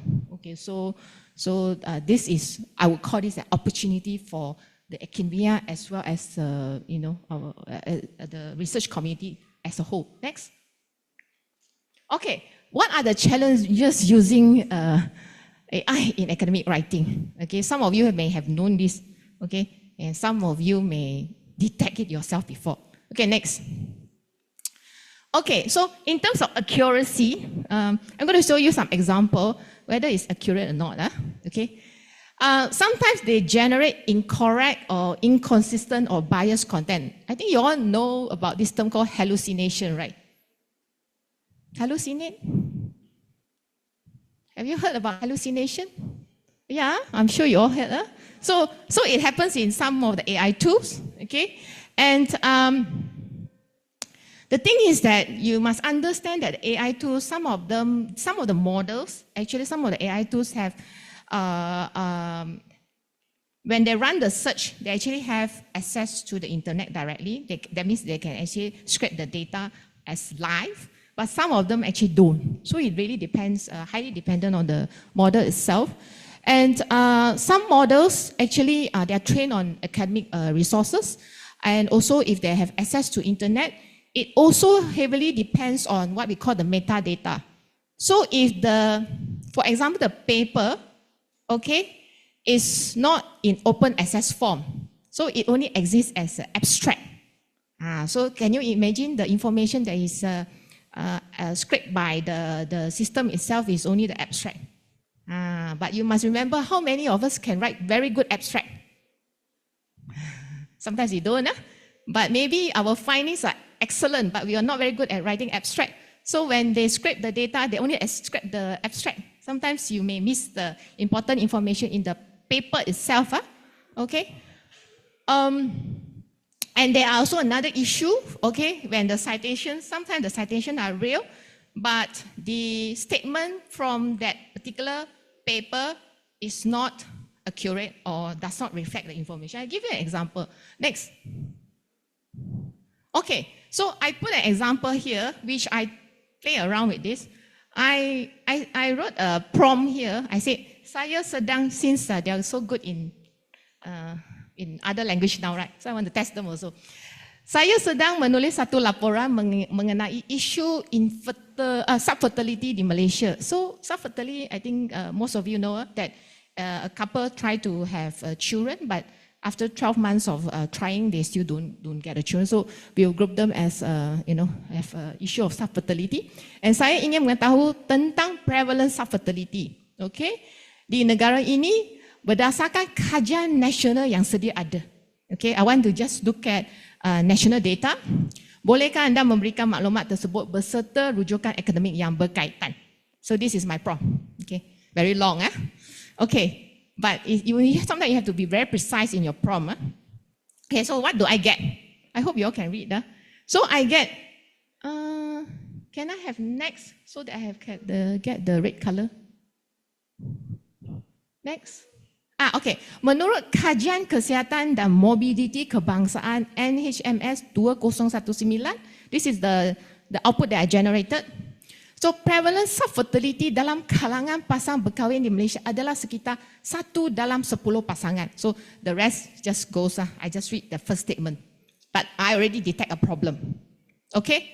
Because there's no information of subfertility in this particular national survey.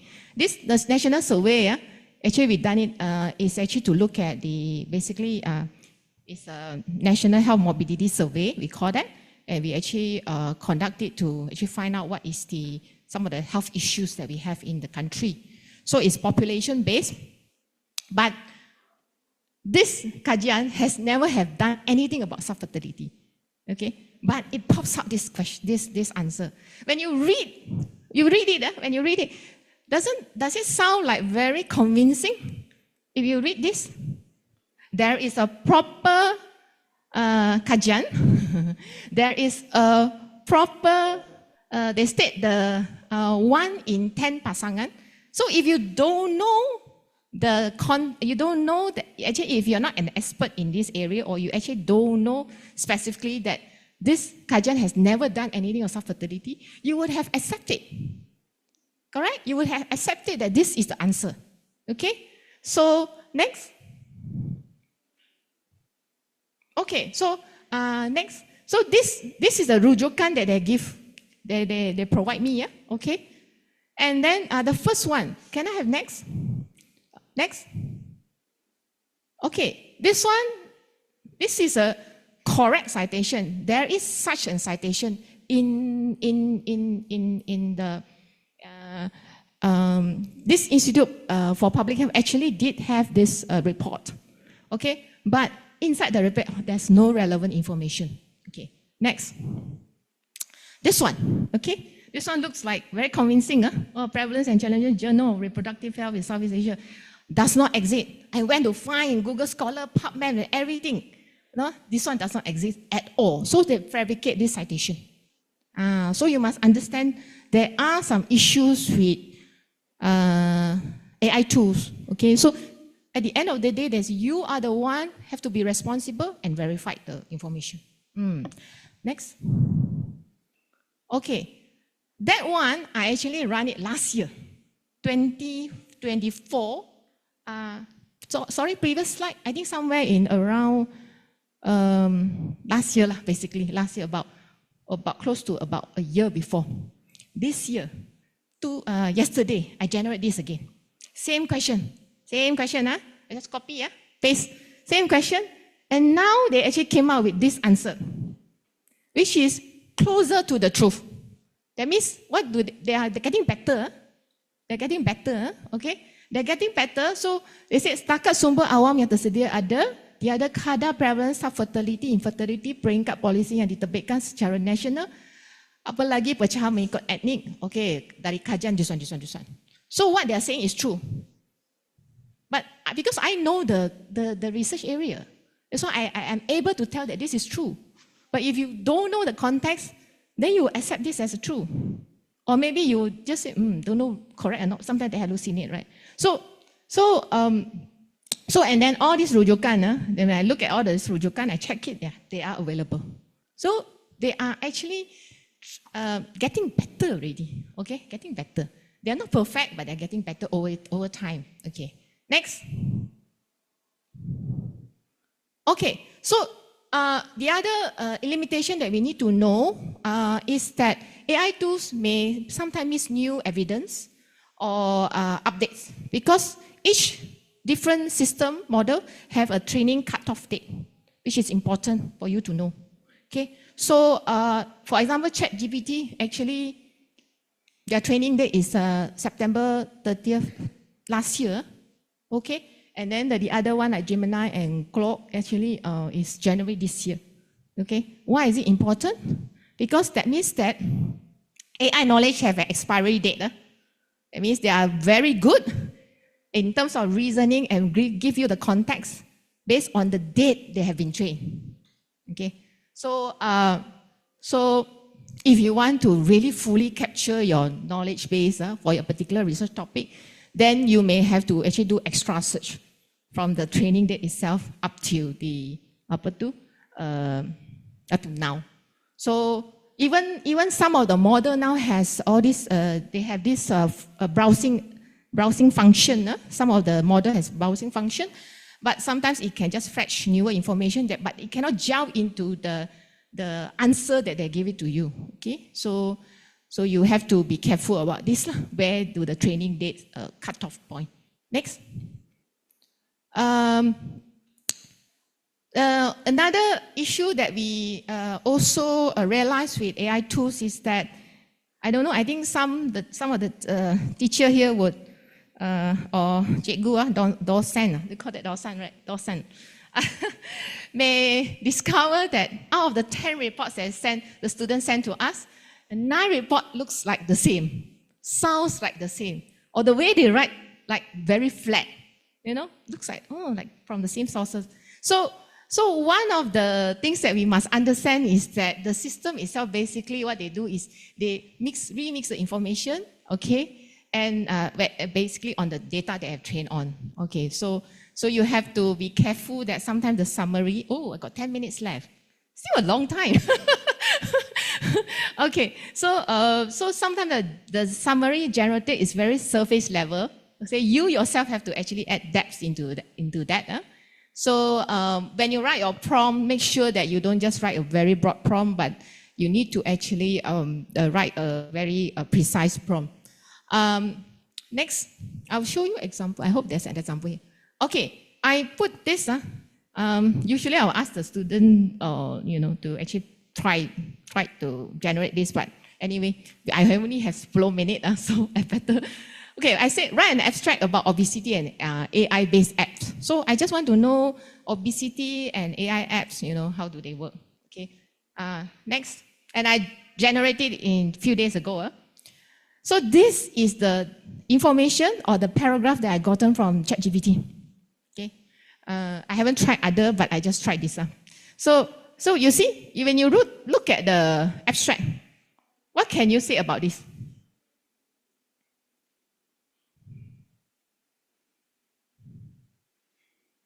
Sounds convincing, right? Yeah, sounds convincing also. But it's very general, right? Very generic. Okay. Next. Okay. So I give a little bit more information to it. I said, write a 250 words abstract for a 12-week randomized control trial with a sample size of 200, evaluating an AI-based lifestyle monitoring apps among young adults with a BMI greater than 30. And the primary outcome is weight reduction measured as change in body weight. Okay, so this one I want an abstract that has a bit more detail. Next. Okay, when you read it, tell me, are you happy with this abstract?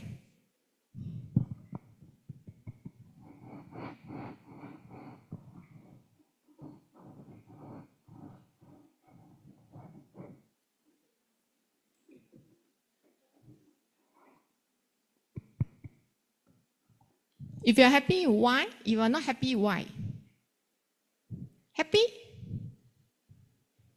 Hands up. Perfect abstract. Almost perfect. So which is the imperfect? The previous one is not so precise because it's too general.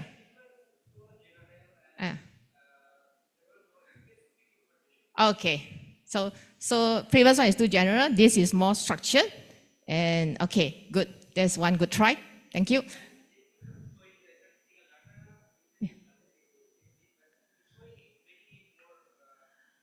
Yes, making it more reliable, making it looks really reliable. Thank you. Any other try? I want to see whether you all read it or not. Betul-betul baca tu tak? No more try, Oh no. Okay. You look at the result. The top one is fine, right? Looks like it's okay. What about the result? Did I feed this information to them? To the system? It says that participants in the intervention group achieve a mean weight reduction of 4.8 kilogram compared with 1.9 kilogram in the control group, P less than 0.01. If you remember, previous slide, sir. If you look at the instruction that I gave it to the system, I actually didn't write the result at all. Why did they generate these kind of things to me? So it does have an issue. It's actually a really good structured abstract with all the background, method, result, and conclusion. But it also kind of generates some fabricated results.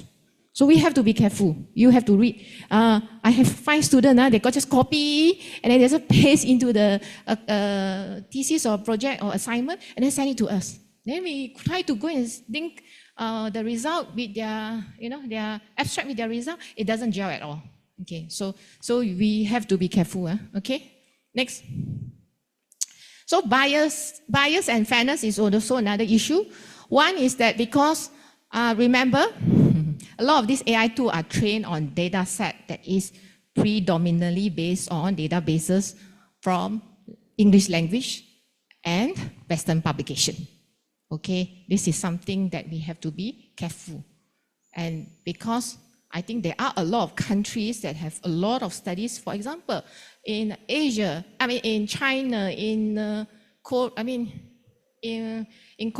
in Japan, and even in Indonesia itself, okay? You have a large, extensive work on a particular topic, for example, but sometimes it's not being captured in this system. So then all your findings, 5 minutes, okay, I try my best. Okay, all your findings, when you do a systematic review, what would you say? Okay, you will say that there's no study done in Asian country or in non-Western population, when in fact that there's a lot. It's just that the system didn't manage to capture it, or you didn't do a thorough job of searching. Okay, so we tend to have this issue of underrepresentation from LMICs. Okay. What would that bring to? That would probably bring to a widened knowledge gap. This one, AI tools might even amplify this problem. Next. Okay, so this is standard. I think this one, this is quite standard. We have privacy and copyright issue. So the risk of data linkage, it applies to whether you're an editor, you're a student, or you are a researcher, regardless who you are. This is a big issue. Okay, so you have to be careful when you upload your draft. If you are going to do a study that is going to shake the whole world, groundbreaking research, please don't use AI to. They're going to copy your data, and then you don't know what is going to happen to your data. So, so be careful. Okay. So, and also there are copyright concerns about AI generated image and text. So, my advice is never upload any confidential manuscript into the tools itself. Yeah. Next. When AI may go wrong, I think I have actually covered most of this with an example, so I'm going to skip this.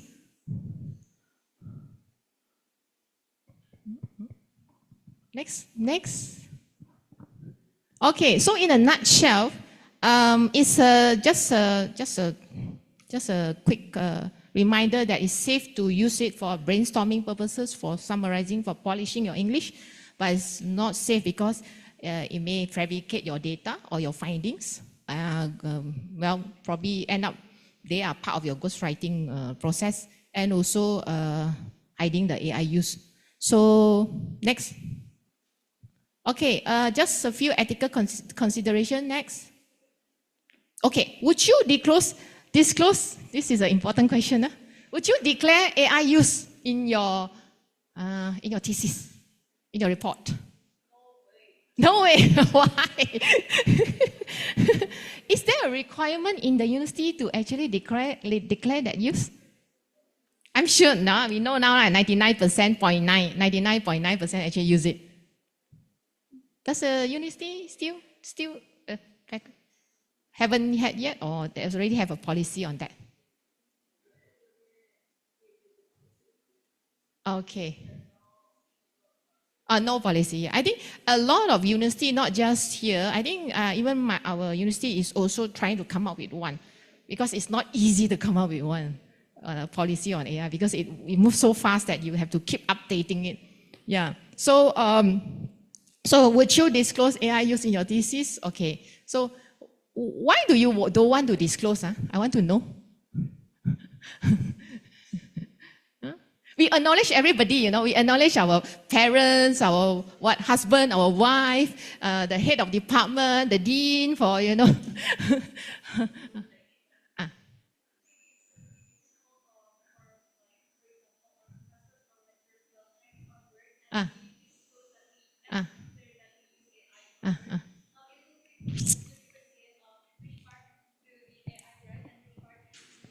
Okay, so you have that dilemma, even though you only have, not you, most students have. Okay, not you. Okay, okay. So I agree with that. Yeah, most students will be worried that even though I just asked AI to do a small part, but because I declared it sounds like the whole thesis was written by AI. Okay, not fair to me, right? Not fair to me as a student, right?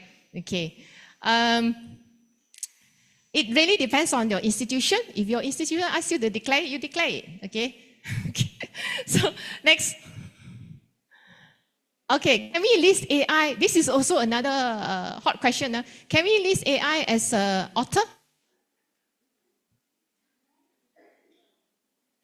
No. Why? As ourselves. Okay. Can we list AI as a if 50% of it is written by AI? If a majority is written by AI?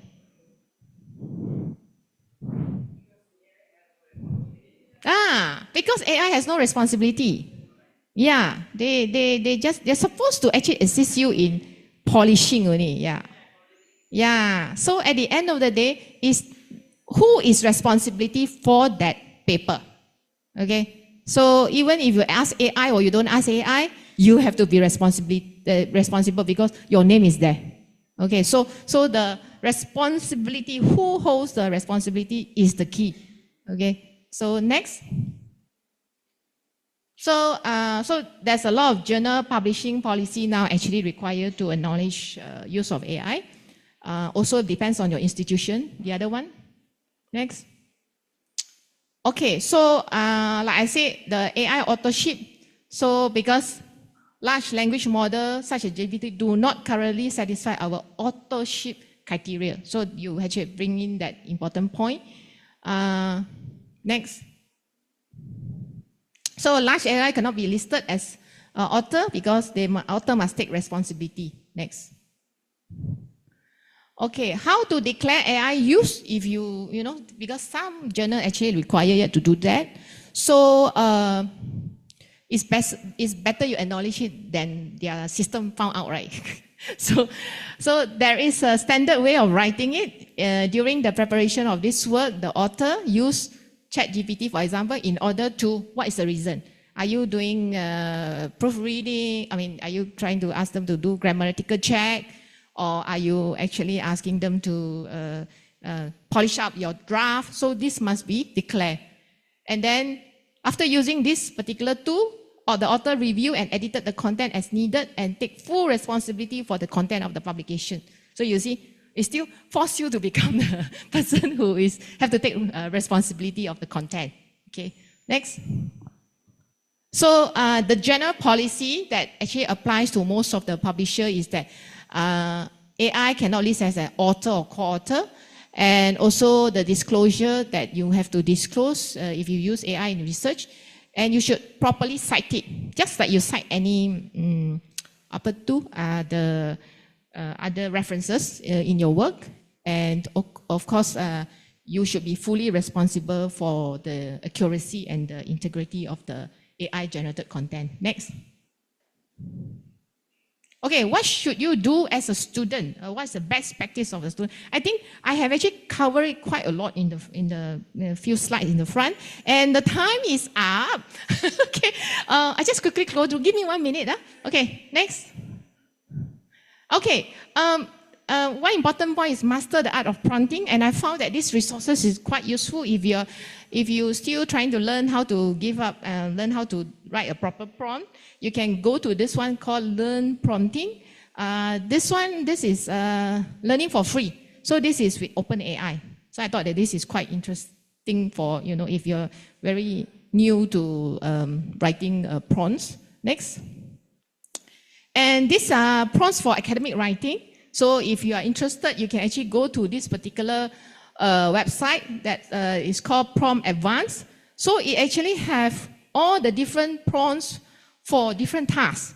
So I actually specifically pick up for academic writing. So you can see if you want to brainstorm research topic and to develop research question, assist with literature review, they actually have prepared the prompt for you. You just need to use that prompt and then put the context that you're in, your research topic, for example. So you actually can use those. Next. So these are just some useful tips. If you want to go through, you can go through later. Okay, next. As a student, you keep a record of your prompts and output for transparency. Yeah, in case you are asked to actually, we don't know how it's going to develop. Maybe in future, the publisher will ask you to actually give your full prompts. You see. So next. So you need to review and revise all your AI generated text, and also try to maintain the academic voice and tone. Next. And never depend on AI to generate new reference. I think we have given you the example. And only ask AI tools to help with formatting. Okay, let's say you want to change from Harvard to APA because you have moved from one journal to another journal, so you can use that. Next. Okay, so these are just a quick one. I think I just let you read through. Okay, I think because we have actually covered this quite a lot. But just one very important point is that use AI to learn and not to cheat. Okay, this is a responsible of every student. Okay, next. This one I think we have covered that. Next. This one I have covered also. Just remember this core principle. Next. Next. Thank you. Next. Okay, so before submission, make sure you verify your facts and references, refine the whole the thesis or project or even paper, manuscript in your own voice. Try to avoid AI for result writing. You should write your own result. You can ask them to actually, polish it. Check for plagiarism and follow the journal policies. Next. I think that's all. Key message, another one. Okay, so use AI as a support tool, not substitution for your critical thinking. I think that's one thing that I want to emphasize. Next. Okay, AI tools do not do research for you. Research comes from you. They only help you to accelerate your process. Okay, next. I think finish already. Okay. Everyone is worried about AI taking over the world. So are they going to take over the world? We don't know, but maybe they are as lazy as us. So anyway, just a quick joke cartoon. Okay, next. I think that's all. Okay, acknowledgement. So I also acknowledge that I have used some assistant from ChatGPT, okay, for giving the example as well as the drafts, the case study. Okay, next. Thank you very much. I hope you all enjoy the class. Yeah. Sorry, I went a bit overboard. So it's okay. Thank you. So thank you, Prof. Claire, for delivering amazing presentation related with the using of the artificial intelligence of or AI in publishing and also in research as well.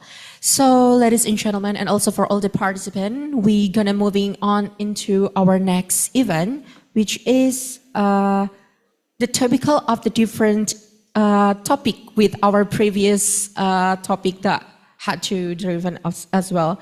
So the next we have the Dr. Analjami Loganathan that will be present about the breastfeeding policy in Malaysia. So I think this is one of the most relatable topic as the health policy and administration's student as well. So yeah, but before we start these sessions, please operator, help me to show the CVs first.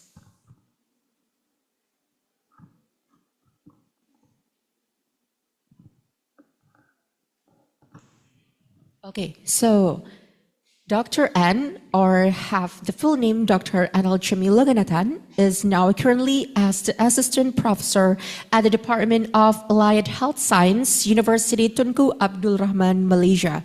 She has built more than a decade of experiencing in a teaching and research, starting from her early career as a research assistant, moving forward as a lecturer, and now serving in her present role as the faculty member and researcher. Her academic journey reflects her passion for health science, earning her PhD in medical science from the University of Malaya, a master's science in aquatic biology from University Putra, Malaysia, and a bachelor degree in biomedical technology from the University of Malaya with distinction. Beyond teaching, Dr. Ann is active researcher and author. Her work have been published in reputable journals such as BMG Open, BMC Geriatrics, and PLOS One and Nutrition, covering diverse areas from the elderly health, falls prevention into nutrigenomics, hypertension management, and lifestyle disease. She has also contributed to international book chapters on herbal medicine and sexual and reproductive health in the Asia. So with all of those outstanding background, please join with me, Dr. Ann. Please give a round of applause. Oh, I think you can use this. Okay, so Dr. Ann, you have the 40 minutes to deliver your material, so the time is yours. A very good afternoon to everyone. Especially, I would like to take this opportunity to thank Professor Nyoman for inviting us to come from Malaysia to join with all of y'all to share some experiences related to research that we have been involved together. Okay, and I would to also, because I'm so proud here, because here I came with my two professors who I learned from them, Professor Lawayun as Professor Claire. Okay, and I came here with my student, Miss Morganambal Vadibelu. She's my PhD student from University Tunku Abdul Rahman. So I would like to inform everyone that I'm from University Tunku Abdul Rahman. We have two campuses. One is actually in the Selangor, state of Selangor, another one is actually in the Perak. So I'm actually from the Perak campus, Malaysia. So today I would like to present about this breastfeeding policy, okay, in Malaysia. So for your kind information, I would like to give a disclaimer as well, but I don't have a slide on that. I'm not a policy maker. I'm not a person yet, okay, to write or to deal with this policy making. But I'm the person who always actively write ethical applications for my research, and I also read through policies before I dwell in my research work. So I also teach my students related to ethical as well as policies in my research methodology classes. Okay. So the next slide, please. So I would like to share with all of you my campus, Yuta, University Tunku Abdul Rahman. A volume, please. Volume? No sound?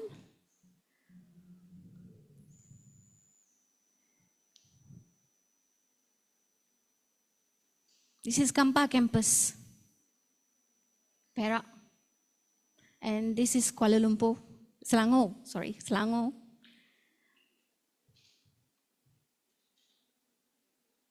That's our Chancellor Hall.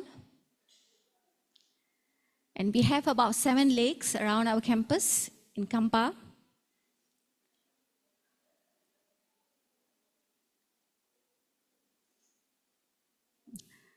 So this is a private university, stands by 99% Chinese students.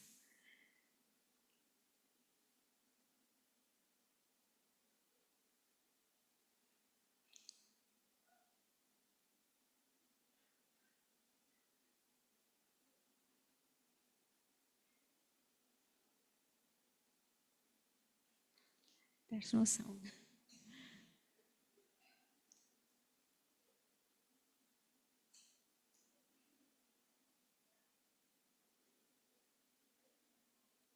So we have multiple programs handling in our campus, and we have about a total of 24,000 students studying in our campus.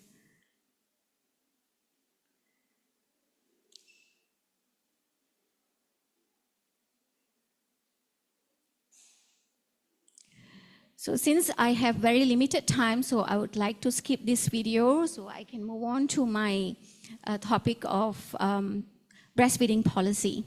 Can we go to the next slide? Okay, before we can move into the policy related to breastfeeding, let's look into the definition of breastfeeding. Okay, so exclusive breastfeeding especially, because when we're looking into breastfeeding, of course, everyone knows the definition for breastfeeding. So the definition for exclusive breastfeeding means the mother, okay, who have delivered, they have to continue breastfeed exclusively for about 6 months. Okay, that is the target actually. So, and then we have to 80%, okay, who okay, so that they can able to only feed with her breast milk. Okay, so and then the target is actually by 2030, so we have to achieve about 70% of the mothers to breastfeed exclusively. That means only breastfeed the baby with the breast milk. Okay, so when I said only with the breast milk, so it is not involving any other liquids. Okay, it's like no medicines if possible, and then no vitamins, no supplements to this baby up to the 6 months. Okay, and why is it important? Because I'll be explaining about this importance later, but just to inform everyone that breast milk is often described as a baby's first vaccine, because breast milk is the competence substance or first food to the baby, okay, which is competence means like it is very, very relevant to the baby blood as well as the conditions, environment of the internal anatomy of the baby. So it is like very, very competent to the baby. So it is very, very safe to be given to the baby compared to formula milk. And it is actually providing very extraordinary crucial nutrients and antibodies which can able to protect the baby from many types of infectious diseases, including diarrhea as well as pneumonia. Okay, and then the current status globally, right? Exclusive breastfeeding is below than the expected rate. Okay, and so we have to do some adjustment in the policy so that we can able to achieve the rate by the year 2030. The next slide, please. Okay, so what would be the reasons that we are still under the rate, okay, of that already projected by the WHO or other world health organizations? So here it is because of, why, or the factors which is actually hindering we achieve the targeted rate for exclusive breastfeeding. Is because one of the reasons is actually insufficient support, especially from the many mothers. They do not receive the skilled support, okay, as well as timely support from the healthcare system. And similarly, the healthcare professionals as well, right? They are not getting the support from the mothers, I would say, because they are not prefer to get the help yet. Okay, maybe they feel like it is a bit embarrassing or stigma there, when you are breastfeeding, so they are not ready to gain the help. Maybe they think that they can able to learn from their own mother, or they can able to do it on their own instead of getting the help from the healthcare professionals. The second thing is actually under-resourced healthcare system. Okay, so healthcare system in many countries, they are overbranched, or like it is not implementing what it is actually being written in the policy. Then under-resourced, okay, and as well as it is poorly equipped or enough manpower to deliver the informations, or even to take care of all these policies are being properly managed in many centers. Okay, and then evidence-based support for breastfeeding. That means lacking of research also being conducted in terms of these breastfeeding practices. And then thirdly is actually lack of policy awareness.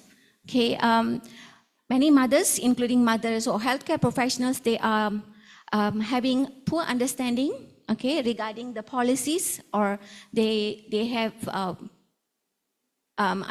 low level of knowledge pertaining to these policies. Okay, what are they supposed to do, and whether how these policies work, okay, in the setting where they work. Okay, the next one, next slide. Okay, so why these policies and why we need to talk about this exclusive breastfeeding? Okay, so the main reason is actually in many countries, neonatals, infant, and under 5 years old, they are kind of like facing this mortality rate. And especially in Malaysia, the mortality rate was very high when it was in the 1990s. And after that, due to the tight policies, okay, and then it started to reduce. And at the point of 2017, it was good. But after the 2018, there's a slight increase in the rate again. Probably there's a loose holding on to the policies. Okay, following. The next slide, please. Okay, so this is where I was touching on the importance of the breastfeeding. Okay, so especially for the maternal and the child health. So for infant, okay, it provides optimal tailored nutrition. Okay, it contains a lot of nutrition, such as like water content is like very, very high. So many people think that breast milk is actually very, very diluted, and it might contain no nutrients. Okay, that would be one of the stigma that we face in the community. The second thing is actually we have, it contains just 65 kilocalorie energy. It contains protein, carbohydrate, fat, calcium sufficient for the baby's bone growth, phosphorus, vitamin A, thiamine, riboflavin, carcinogen, vitamin C. So carcinogen is actually a type of protein, okay, which is actually found in the breast milk and it is actually usually will be digested by our enzyme renin. So it will hold up the breast milk inside the baby's stomach for some times. So, so the baby will have the sufficient time for the milk to get digested, okay, before it get absorbed into the blood. So if you notice, right, all these nutrients contents in this breast milk, right, it is not available in any other other supplements or substitute to this breast milk, okay? And then, of course, the breast milk, right, able to protect the baby, and then it can able to strengthen the immunity level of the baby, okay?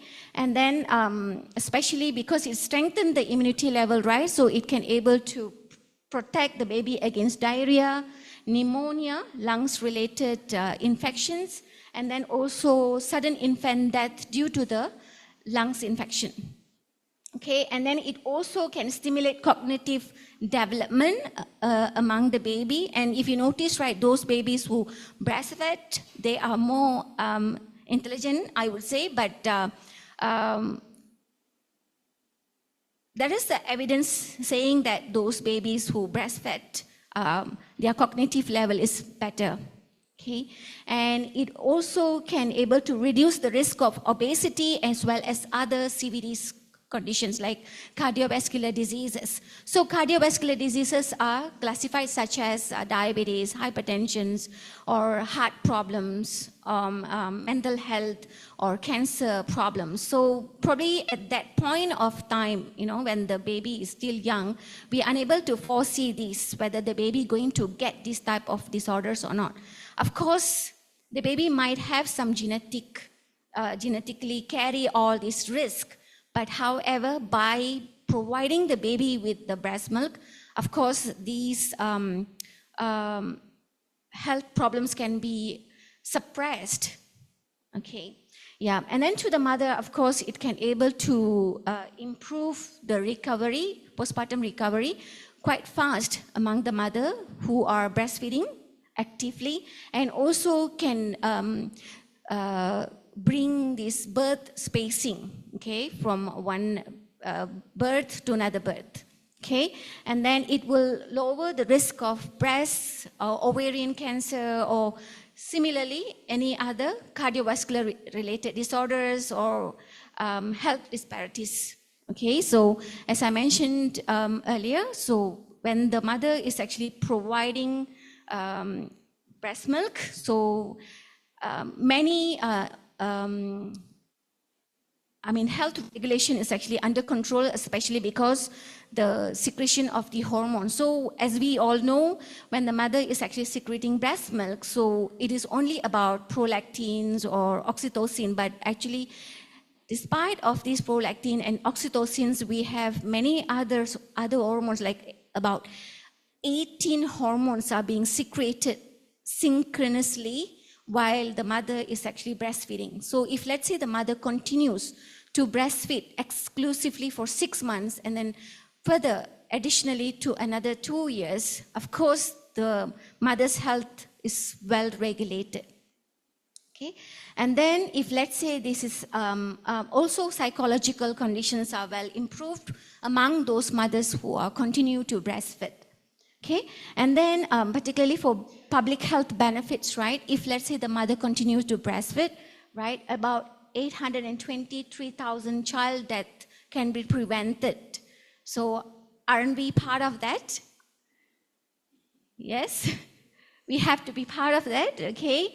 So, and then 20,000 maternal breast cancer death can be also prevented, okay, if, let's say, this initiation is actually continued.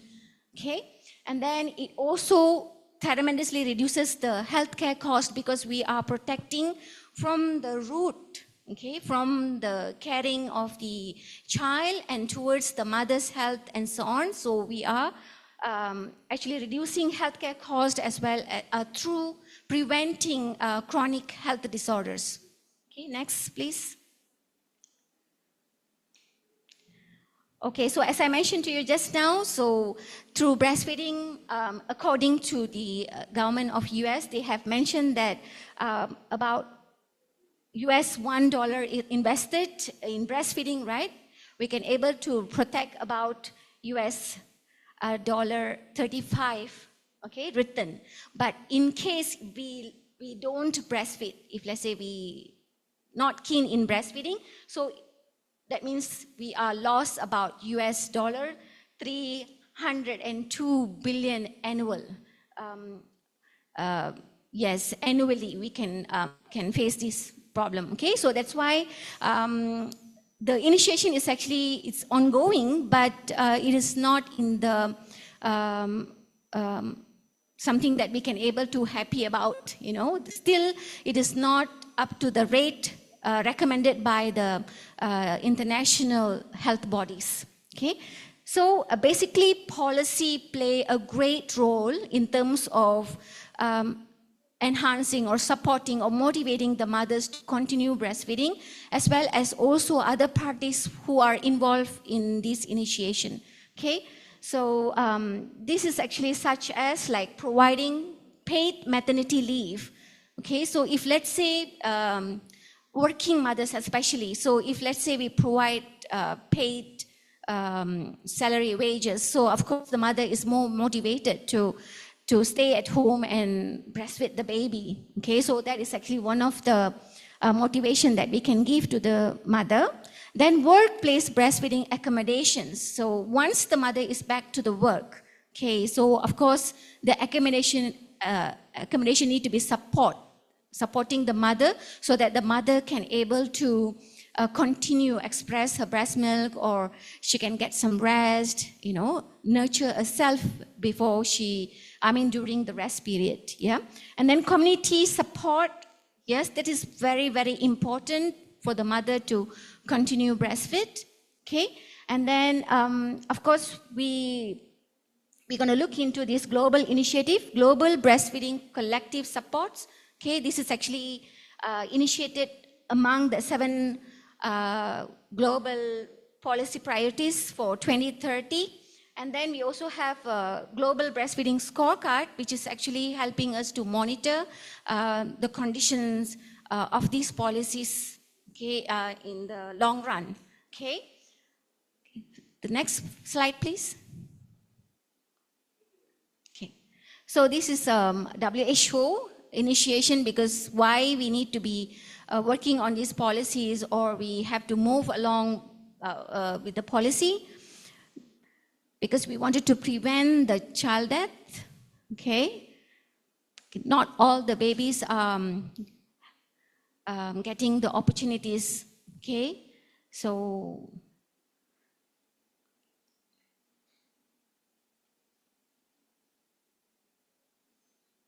okay, there's very beautiful music, so you can go to WHO website. So the video is very, very recently updated, because we had celebrated World Breastfeeding Week, okay, in August. Okay. Yes, the next slide, please. Okay, so this is the overall breastfeeding policy framework, so whereby it's initiated by the global and national alignment, and it is actually brought or run by the healthcare system, okay, through their initiatives. And then there are some legislation as well as regulations which is actually controlling. And so as in the long run, right, so we have a monitoring as well as evaluation to look into whether the policy is actually working. And then while we are looking into, that means while we are monitoring as well as we evaluating the process of, while we are looking into whether the policy is actually working, okay, so there could be some challenges and gaps that we would have noticed, okay, so this will be addressed so that we can able to make a better policy for the future direction. Okay, so let's look into each and every one of these. Okay, so next slide, please. Okay, so the first is actually global or a national recommendation on breastfeeding. So the first one is actually World Health Organization and also United Nations child funding. So it is actually emphasizing, okay, for first 6 months of life, continue with the exclusive breastfeeding, which is actually kind of like very difficult to follow, okay, and we have the rate which is actually lower than the recommended one. So, and then also WHO and UNICEF is actually recommending continued breastfeeding up to 2 years, okay, which is actually quite difficult, okay, and but it is actually also emphasized very much in the policy. And also it, because while making this policy, right, they have mentioned that the breastfeeding is actually build foundation for child survival, okay, and growth as well as development, okay, which I have already mentioned. So public health impact also just now I got mentioned, because breastfeeding, it actually prevent many health disorders, not only maternal as well as in the child, okay. So okay, that is actually the recommendation for breastfeeding by the global as well as national institutes. Okay, next please. Okay, so this is actually just to show that breastfeeding comes under the Sustainable Development SDG, Sustainable Development Goals. Okay, number 2, zero hunger. Okay, and SDG 3, health, good health, and then SDG 5, gender equality. Okay, so which is actually collectively comes under 2017 policy, under the 7 policies, right? So it is actually comes under early childhood development as well as educations. And then there also comes under the gender equality, because there are 7 policies were written during the 2017. And yes. And then the next one, please. Okay. And then let's follow from the global initiations, right? So we have this health system initiative, okay, such as baby-friendly hospital initiative. This is following the recommendation by the global as well as national recommendations. So healthcare system, they come up with this initiative, okay, such as, this is in Malaysia, so we have this baby-friendly hospital initiative, we have HI. So this global program is actually recommended by WHO and UNICEF, and it is widely implemented. I mean, in Malaysia, we're trying to implement this across government hospitals first, but now, slowly, the private hospitals also endorsing this initiative in their setting. Okay, and secondly is actually mother-friendly workplace. So it is kind of like quite slower movement compared to the baby-friendly hospital. And thirdly is actually maternal child health clinics, which is actually quite well established, okay, in the rural area as well as in the urban area setting, okay. And this is actually helping the mother not to queue up in the regional hospitals or the district hospitals, so they can go to these maternal child health centers where it is actually located in their community itself. So we call it clinic desa. So the mothers can go there to get counseling as well as some support, okay, in terms of breastfeeding, okay. So basically this, we, to support the hospitals whom endorsing the baby-friendly conditions, so there are certificates provided to these healthcare centers. Okay, so next one, please. Okay, so this is legislation as well as regulations pertaining to breastfeeding. So the first one is actually according to the Malaysian Code of Ethics. Okay, so Malaysian Code of Ethics, which was developed in 2008. So it is actually known as International Code of Marketing Breast Milk Substitutes. So breast milk substitutes are formula milk. So it has to be like controlled. Okay, so and this initiative is actually adopted by WHO. So they have mentioned that through this code, right, we have to protect the parents, okay, so that they are not influenced from these aggressively marketing tactics by the formula companies, formula milk companies. So there are quite a number of techniques are being going on, but of course, the path is actually not that clear, okay? So it is one of it. The second one is actually Employment Act 2022. So through this Employment Act, so our maternity leave to the breastfeeding mothers has improved to 98 days, but this is still in the query, okay? Why 98 days? And third one is actually Breastfeeding Promotion as well as Protection Act. So this is still in the proposal level, okay?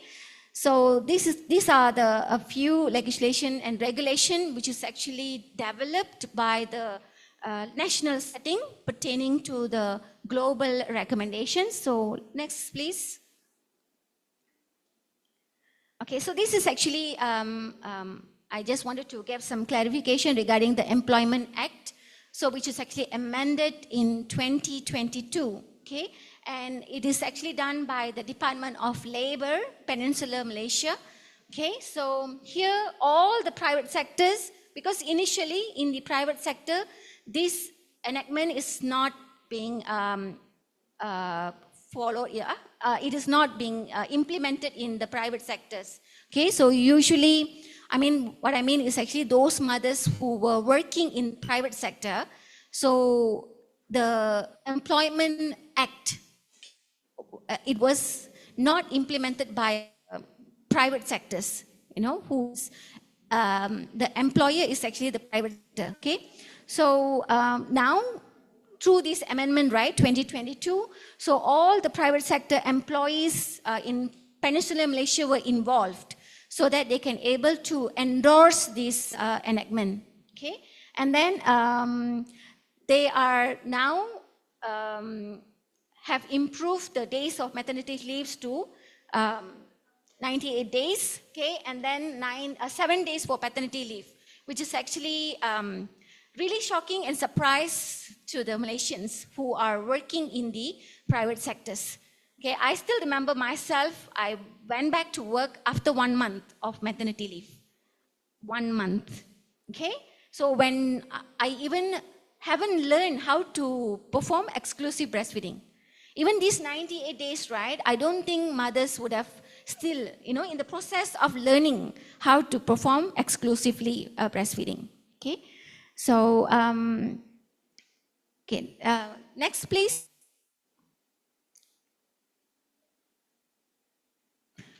Okay, so as I mentioned, so after this legislation as well as the some regulations, so we have to monitor.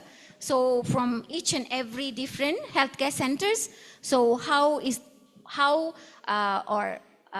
the role of these policies are being followed. So, so this is actually usually done by the NHMS, okay, National Health and Morbidity Survey, okay, in terms of rate of mothers who are still continuing breastfeeding, okay, and this evaluation is actually done by the Global Breastfeeding Scorecard, okay, which is actually supported or endorsed by the WHO and UNICEF, okay. So the next one, please. Okay, so this is the scorecard details. So what are the things in the scorecard? So the first one is actually funding, because the national healthcare systems, right? So they have to make sure they have the sufficient investment, such as like funding to support them to carry on with the initiative, okay? So to support the mothers, that means like if let's say the employer increase the maternity leave, right? So the employer need to get some subsidy from the government, yeah? So the second one is actually the International Code of Marketing of Breast Milk Substitute, okay? So this is actually implement the code of relevant, okay, WHA resolution with legislation and enforcement of strong legal enforcement. Okay, so this is actually kind of like very important because we have to protect the parents, yeah, from overly influenced by this breast milk substitute.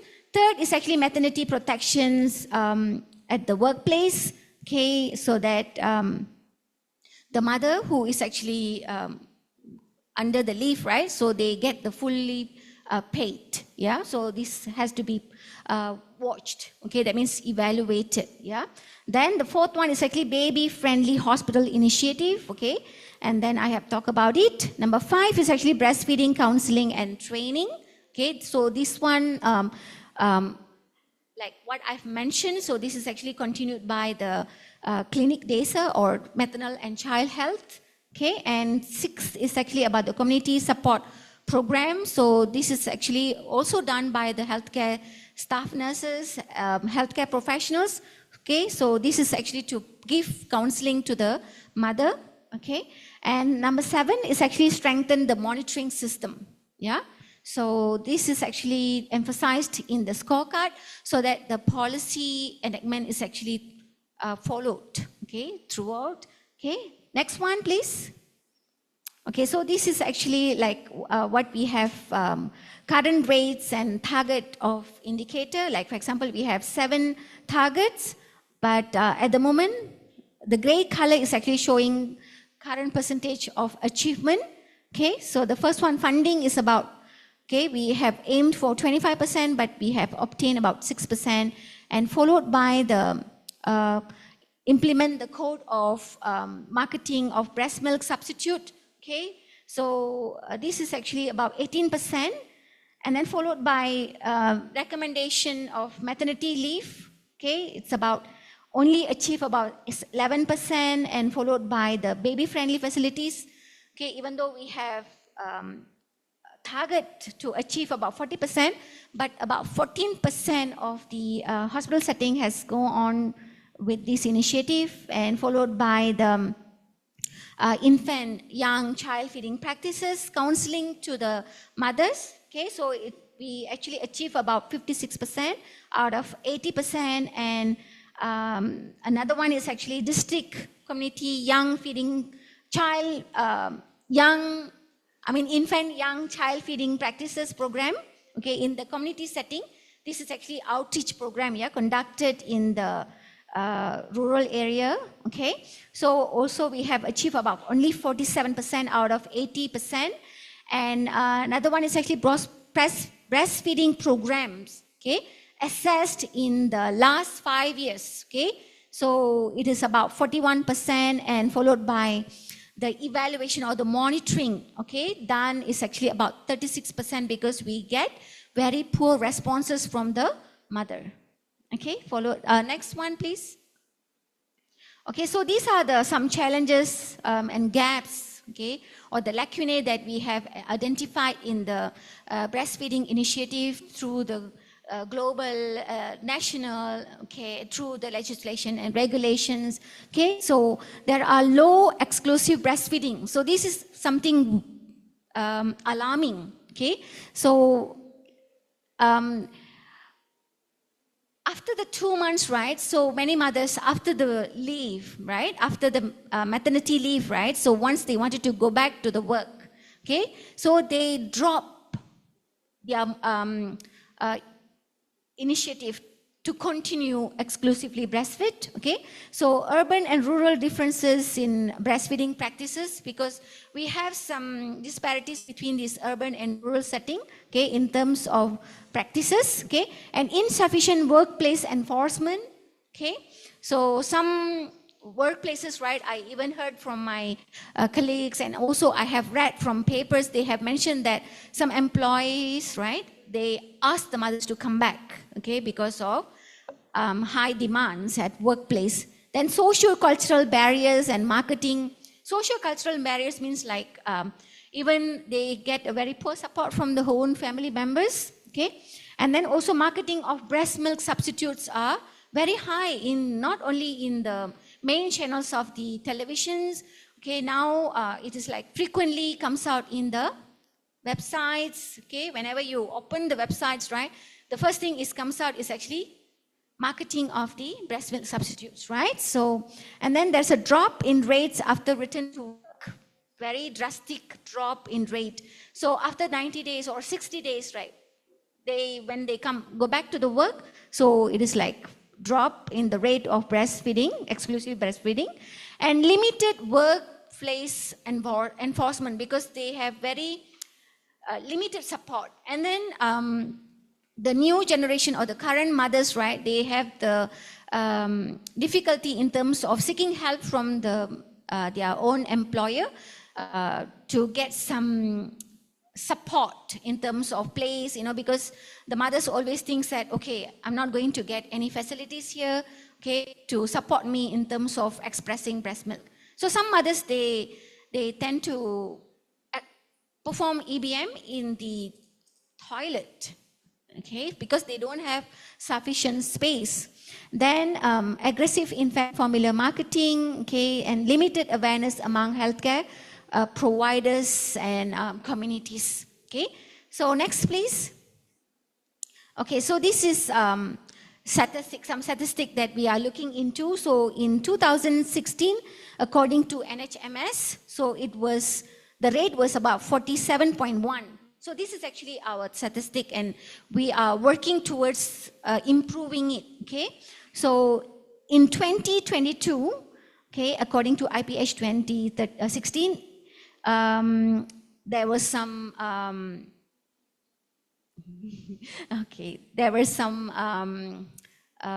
planning, and then they have planned to achieve the rate up to 61.1%, but we haven't achieved that yet.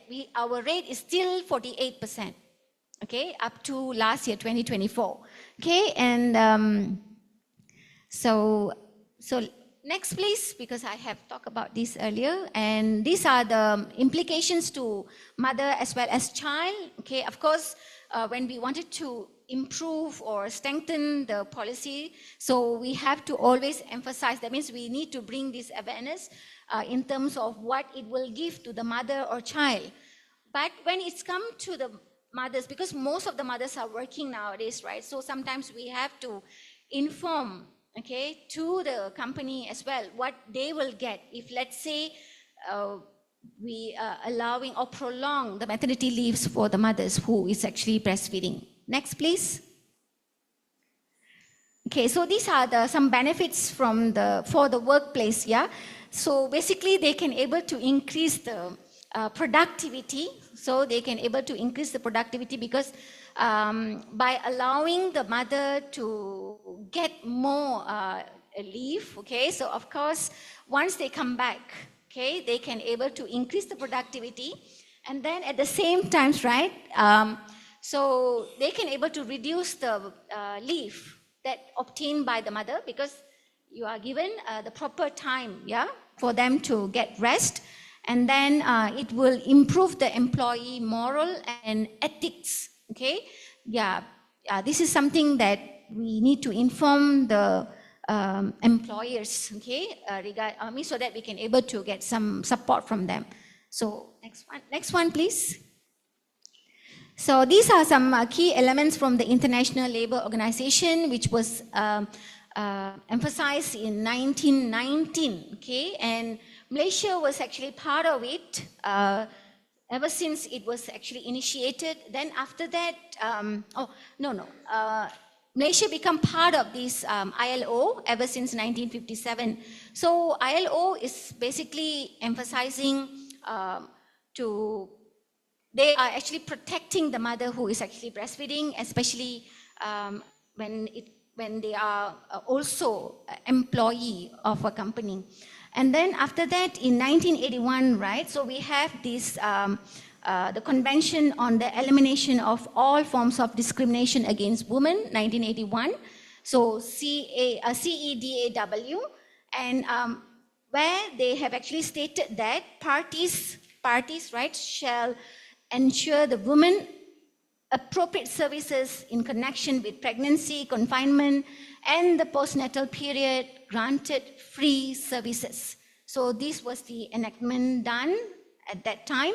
Next, please. And these are some of the critical gaps or lacunae that we have identified.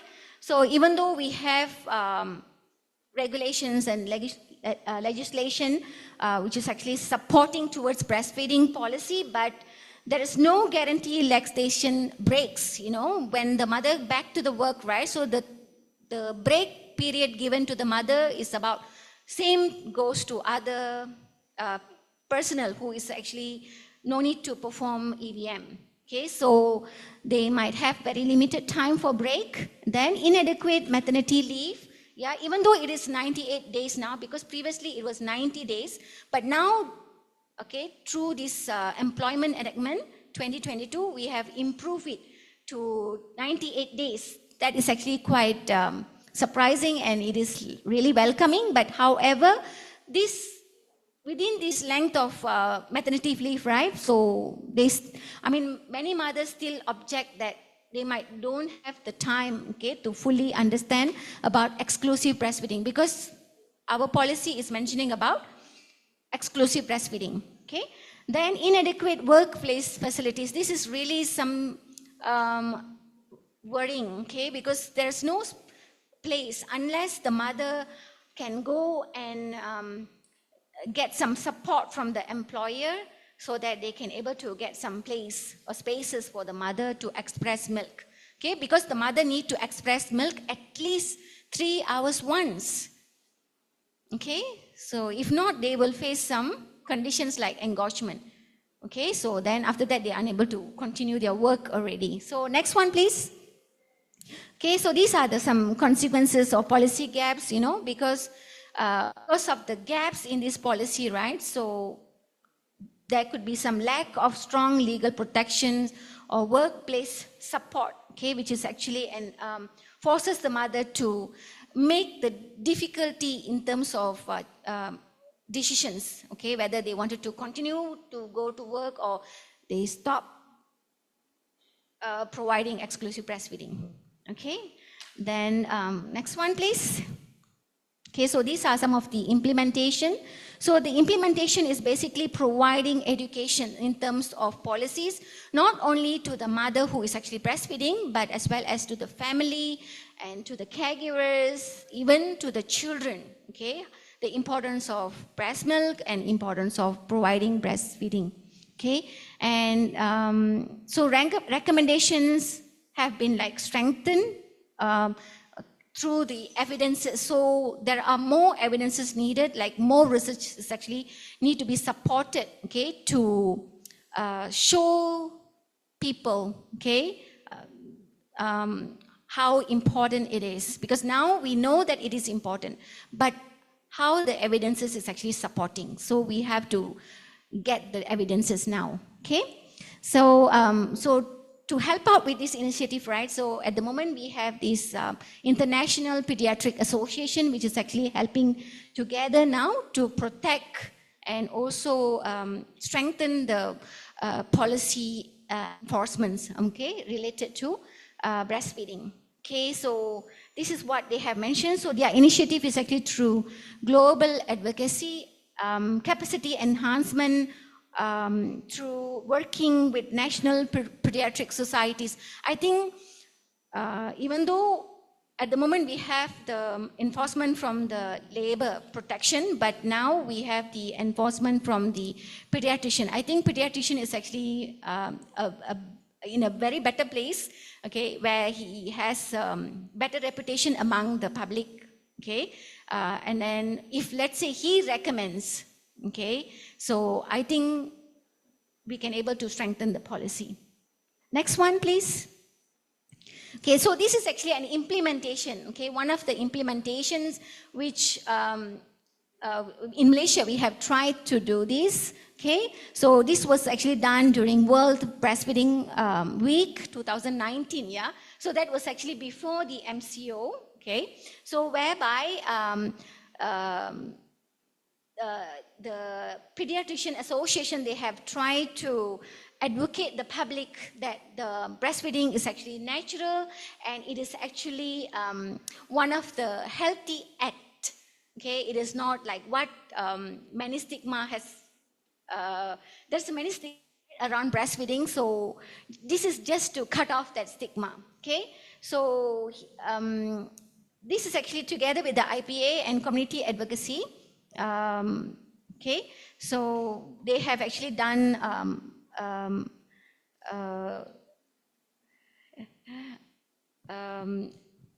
a workshop, not a workshop, they actually, the mother undergone a workshop, then after the workshop, they were breastfeeding on the hop-on bus. This is a hop-on bus, and we have this hop-on bus in Ipoh, Perak, Malaysia. So on the rooftop, right, of the hop-on bus, so these 18 mothers, and you can see there are multicultural, there are Indian, Chinese, and Malays, and they were breastfeeding on a bus. Okay, and this is actually to allowing public to understand that breastfeeding as a normal, social accepted practice. Yeah, so next please. Okay, so this is actually to support the target, okay, so to invest in healthcare system, that means more support need to come from the healthcare professionals, okay, and then integrated care, so integrated care means counseling of breastfeeding should comes together, okay, together when the mothers come for the baby check, okay, and then community support, so community also need to come down, okay, into the field to assist the mother, to help the mothers to continue their journeys, yeah, to breastfeed. And then workplace support. Of course, workplace support is actually very, very important, especially for those mothers who are working, okay. So next one, please. Okay, and this is a continuation of the target. So I have emphasized this earlier. Continue, please.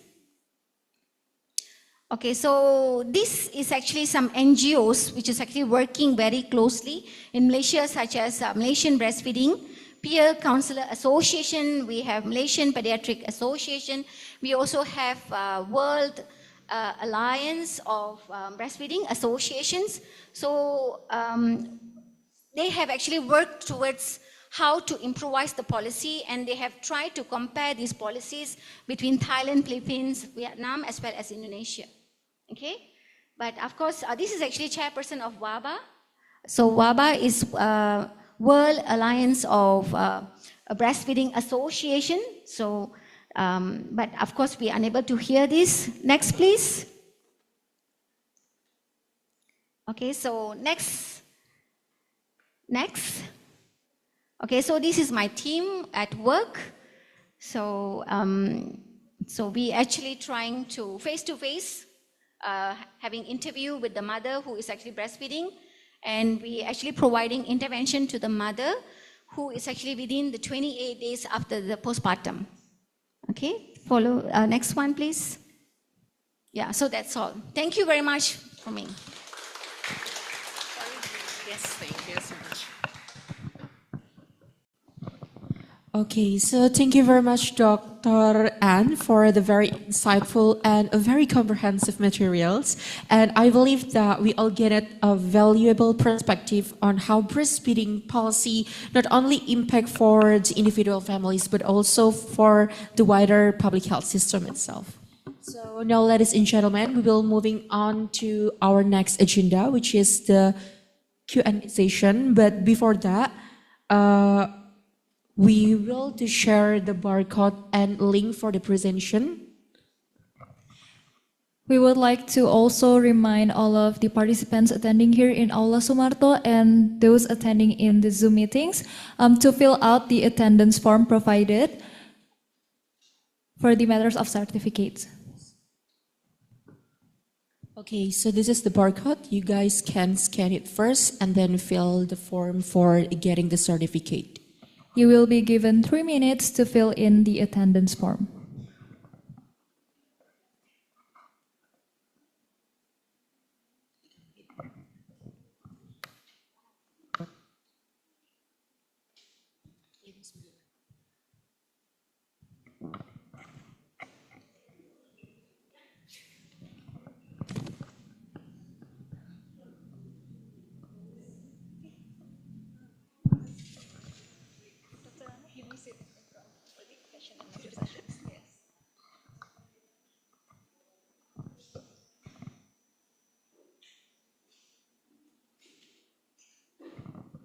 Okay, 2 minutes left for filling the presentation. So is there any difficulties for all the participants?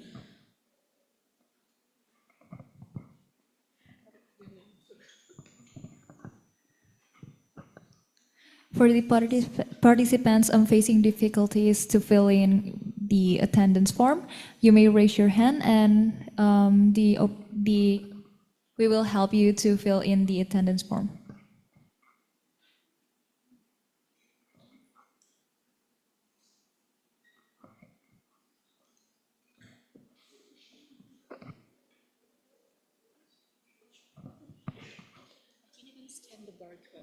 Okay, maybe the operator can drop the link as well in the column chat.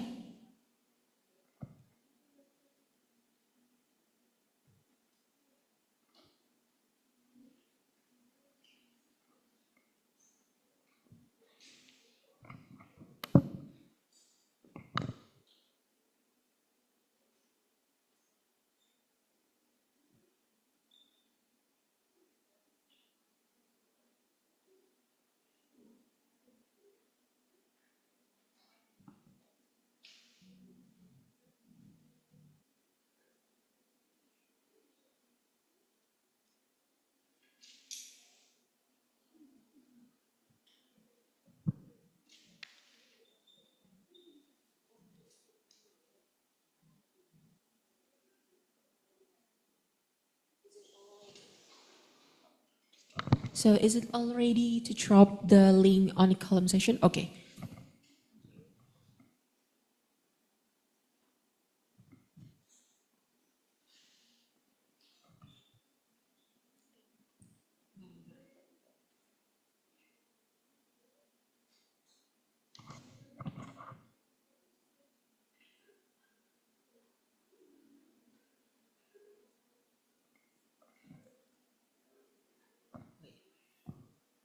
Okay, time is up.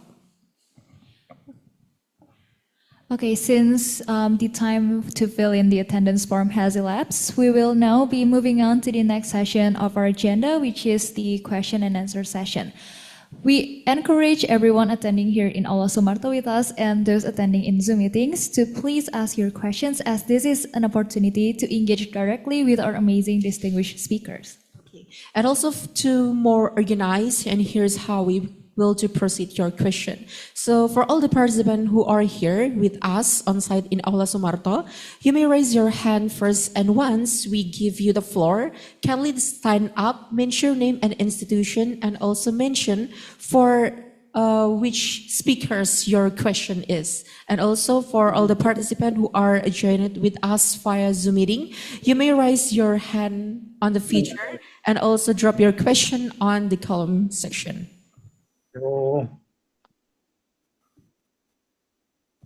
So, is there any question? Okay, so we have already. Oh, okay. Okay. So. Should I ask question on?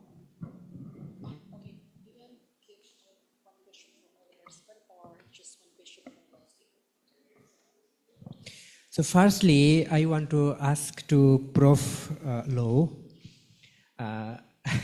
as I got a lot of knowledge from your presentation, but still I want to know, your journal is open access and also have the subscription option.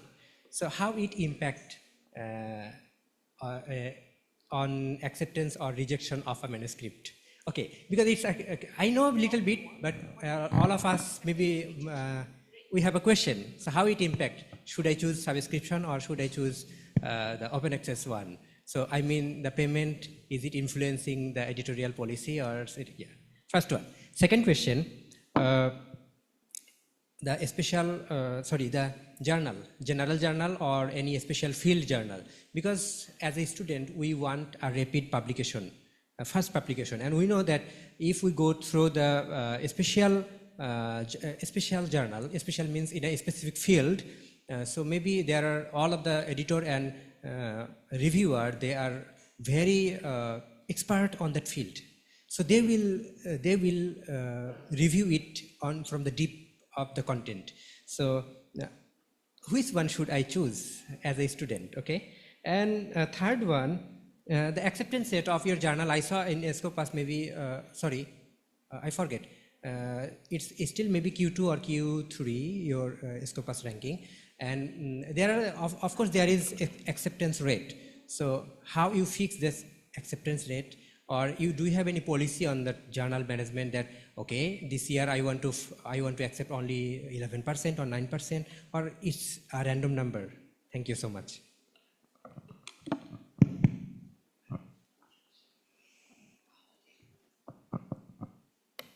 Okay, great. I think that's an excellent and very pertinent question that you're asking.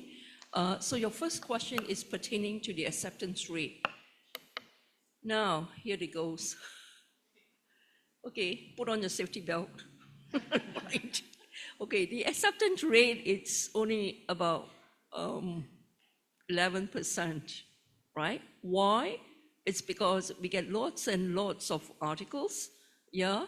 And because of that, then we have the chance to select only the quality articles that goes into, okay? Now, as to whether we set a date on, okay, this year, like you said, we put how many percent next. No, we don't do that, all right? We don't do that. And because, like I said, we want every authors, to get a chance, their articles of being reviewed and hopefully, get acceptance, yeah? Now, the reason why is also because apart from having lots and lots of articles coming in, the quality, it's not really to be expected. And that's why we rejected a lot of papers, yeah? Okay, your next, whether you should go into the regular, subscription or open access. Now, it all depends on you. First of all, we do have open access. And if you do want to your article after acceptance to be in open access, we will actually send you an email. Sage Publisher will send you an email, give you an option, whether you want it to be in the printed traditional mode or open access. Then it's up to you to take, yeah? Now, for those of you who is not sure of what open access is, now again, it depends on your money, all right? Now, open access, the APC, it's extremely expensive. In our journal, it's slightly over $3,000 US, yeah, for open access. But having said that, there are certain organizations, for instance, if you get a research funding from NIH New York, for instance, and you're publishing a paper. Now, I think NIH New York, requires that all the papers must be published under open access. So that is a requirement of NIH if your research is sponsored by, NIH. Now, having said that, apart from money, extremely, extremely important. If you were to compare the citation of a paper published in a regular journal or a paper under open access, that paper under open access is going to get you more citation. Yeah, if you want citation. And just like, for instance, I can only speak for News of Malaya, how we get, our promotion and everything, they look also at our H-index. If you all understand the H-index, yeah, H-index depends on, your citation. The more citation you are, your H-index is going to go up. And until a certain level, like for us in our promotion, to get into associate professor, your H-index has to be this. And to get into a professor, your H-index into this. And guys, as much as possible, if money is not a limitation, go for open access because it's going to help with your promotion, confirmation, and whatever. All right? What's his last question? What's the last question? A submit to the general field journal or a specific field journal? Whether it's a specialized journal or a general journal. Yeah, I think you are right, in saying that if you submit to a very specialized journal, so those reviews are very different, yeah, because they are specialized, they're expert in that journal, yeah, and then that means to say that you're competing with other specialized articles as well. So I guess the chances of you getting in, your paper getting in might be a bit challenging as compared to a general journal. Okay, hope I've answered. Yeah, thank you. Okay, I have a question to Prof. Kuliah about how do you detect the AI content? For example, maybe I'm not generating the content by AI, but I'm still using AI for that you said polishing or maybe the grammar or language or maybe the wrapping it up. So, but not generating the content. Yeah. So how you detect it and what is your policy in that case? As I am not generating the content by using AI. I mean journal policy. They are, or the journal policy. The journal policy actually at the moment, we do have, right? We do have, I think we do use the Turnitin at the moment, Prof, correct? Yes, because the journal is under Sage publication in California, and it's one of those kind of renowned international publisher, I must say, and that publisher has its own AI publication policy. If you go to any Sage publisher, there is an AI publication policy, and you can click on that, and it's very clear what you can and cannot do. Yeah. From the perspective as a student, some of it's actually very difficult to tell now which AI tool can detect really plagiarism. Because we have tried before, I've tried a few before myself. I like to try all this experiment, all this thing. I gave the same AI generated content, basically, and I pack it in locate it in a few different AI plagiarism tool. It gives me all different answers. It can give me a 0, can give me 100%, and sometimes it gives me a 50%. Okay, so to tell you the truth is that so far, even some of the university are actually, having issues about getting what we say a reliable AI detector of plagiarism.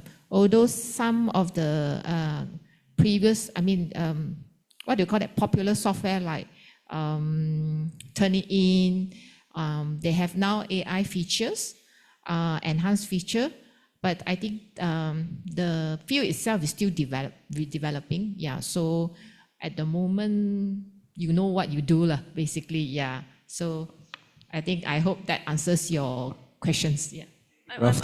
I'm just wondering, pardon my ignorance, in your university here, when you submit your thesis for examining, do they check your plagiarism? Actually, I don't have the answer. I don't know. Oh. Yeah. I think for AI, they are not checking it. As I know, but I'm not sure. I'm a student, I'm not teacher, so I don't know the policy. But I'm sure when you submit it, they will generate, they will ask you to actually put in a particular software. At the moment, like for my university, we are still using Turnitin. Yeah, we will use Turnitin, but I don't know the AI policy. AI policy, okay. Yeah, that was my question. Okay, thank you so much for the questions, and thank you so much, Prof. Lo and Prof. Kuliah, for the answer. Do we have any other questions here? Okay, we will go with the one in the back first.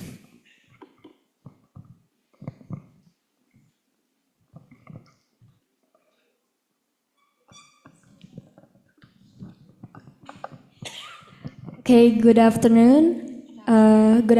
Thank you for the opportunity. My name is Zara, and apparently my research about, we'll be discussing about breastfeeding, so I'm really thrilled to discuss it with you. Okay. My first question is, actually, you've mentioned several policies about workers' mom who is breastfeeding. So basically, they want to give their child breast milk, but there are many concerns regarding to workplace or maybe the policies that couldn't give them the chance to give their child breast milk. So my questions are, there are two. Are there any policy regarding moms who wouldn't or cannot breastfeed because of their lackings, such as this?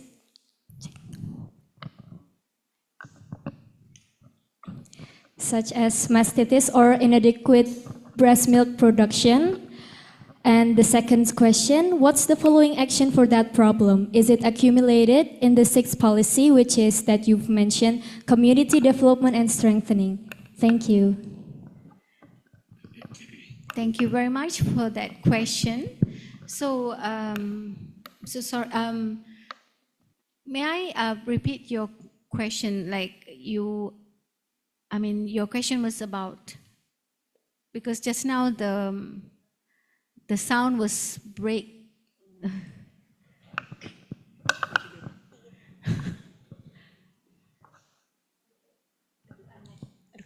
Okay, sorry, Dr. Ann. So my question is, I'm thrilled that you've discussed about the breastfeeding policy regarding to moms that is working, so workers' mom.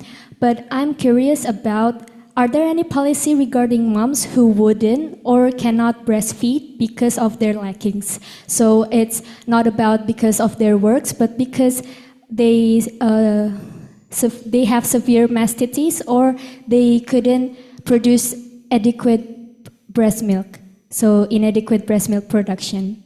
And the following question is, what's the following action for that problem? Is it accumulated in the sixth policy that you've mentioned, which is community development and strengthening? Thank you. You're welcome.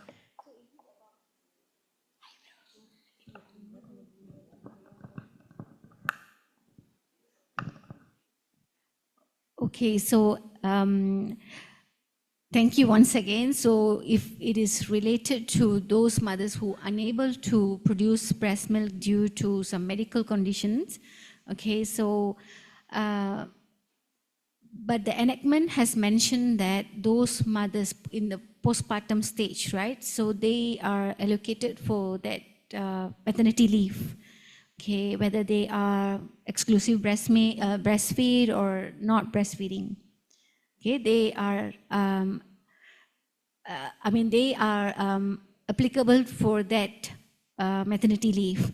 Okay, and then the next question was about regarding that problem, is it? So it is actually comes under the good health. So I think it is actually number 4 in the policy. So those mothers with these medical conditions, so of course they will be followed up by the ONG specialists or the healthcare professionals in the setting itself to overcome the problem. Okay, so Dr. Ann, I would like to clarify. So it's the interprofessional collaboration regarding to the action of that problem. Is it correct? Yes. Okay. Thank you very much. Okay, thank you.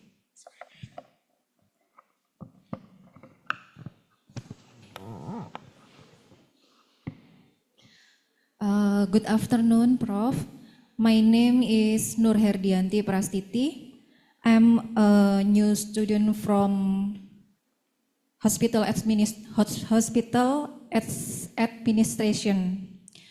Now I'm working on mental hospital, and my question is for Professor Low. Today we learn about writing an article, but I have one question for you before start writing. What things do we need to learn about human rights and ethics approval before writing a scientific paper? How if the sample to be studied is a patient with mental disorder? We ask for informed consent from patient with mental disorder to whom? Thank you, Prof. Right. Yeah, I'm glad you are bringing up these issues on ethics. I happen to be the past head of University Malaya Research Ethics.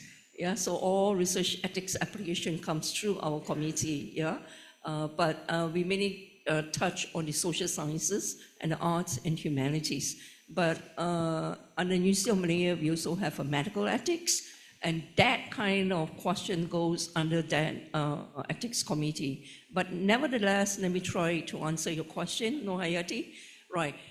Now, as far as mental illness is concerned, any mental disorder, for instance, and you are doing actually a research on a very, very sensitive and very intimate issue, that is mental illness, all right? And I think it's important when you talk about ethics, so therefore the guardian or the parent of that ethics, of that mental disorder patient has to be informed.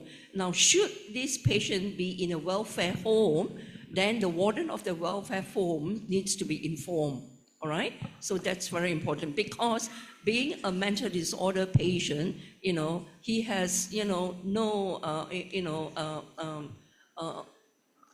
cognitive function for him to know what is right and what is wrong, yeah? And even in terms of his, if you were to interview, you wouldn't know whether the answers is right or wrong. So it's best to ask the next of kin, yeah, the parents or the guardian or the warden. So I think those kind of ethics, informed consent from the next of kin, I think it's very important to protect, all these mental disorder patients, yeah.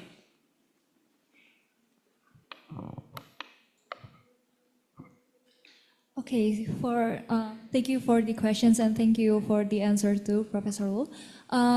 Due to time constraints, we will now be closing the question and answer sessions for the offline participants, and we will now be moving into the Zoom meeting participants. Do we have any questions from the online participants? Is there any questions in the chat box in the Zoom meetings?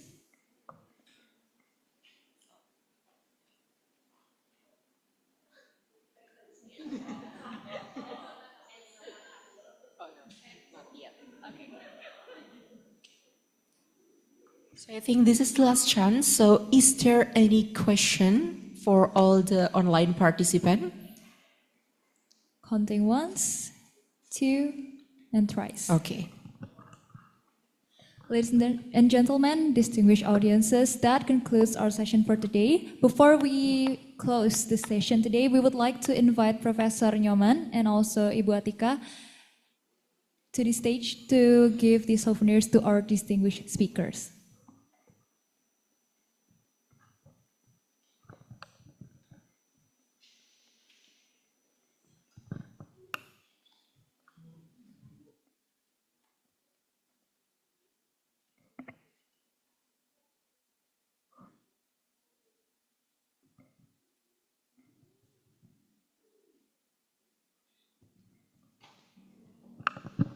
Okay, first we would like to invite Prof. Nyoman to give the certificate and also for the placard for our first guest from the University of Malaya.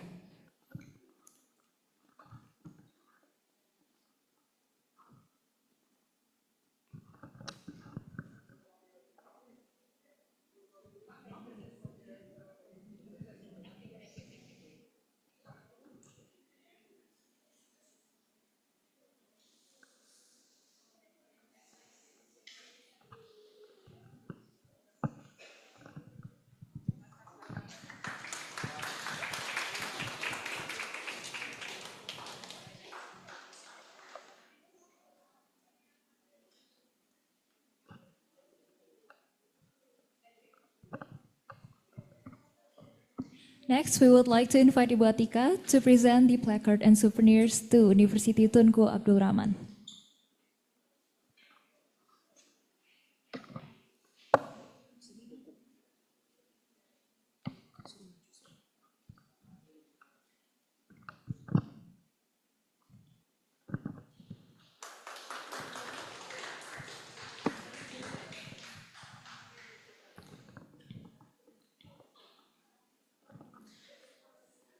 Oh, for the documentation session. Okay, for all the participants, you guys might to come forward. Oh, di hadap ke sana mungkin Prof. Jadi nanti partisipannya di belakang. Okay, for all the participants offline, please join with us in here to take a documentation.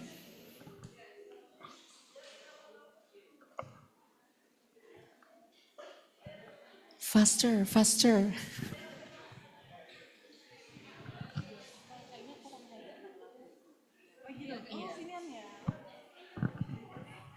Iya. Iya.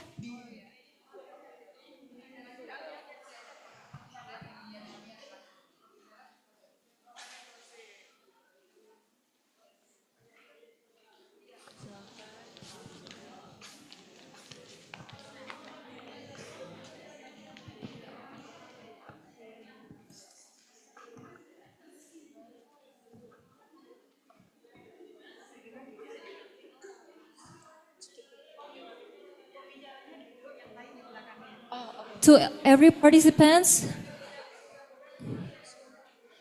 due to time constraints, we may move quickly to take the documentation. And all of the participants can adjust their positions. Okay. Okay, take your position first before we take a photo. Okay.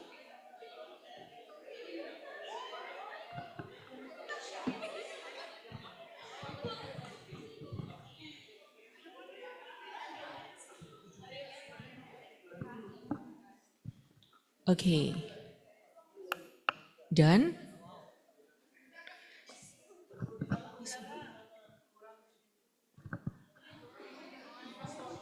Iya. Coba pindah. Boleh banget masuk.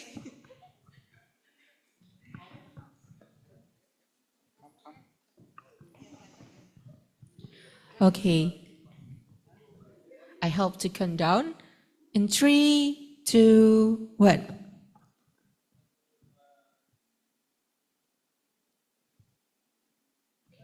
Again. Freestyle. 1, 2, 3. Okay. Unair hebat. Okay, 1, 2, 3. Okay. Okay, thank you for all the participants. You may to take a seat.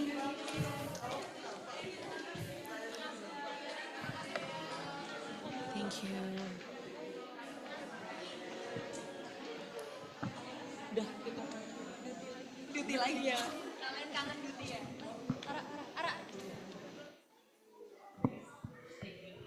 Ladies and gentlemen, that concludes our event for today. On behalf of the organizing committee, we would like to sincerely thank all of our distinguished speakers for sharing their expertises and inspiring us with their knowledge. We also thank all of the participants attending here in Aula Sumarto and online via Zoom meeting for your active engagement. Thank you very much and see you on the next event.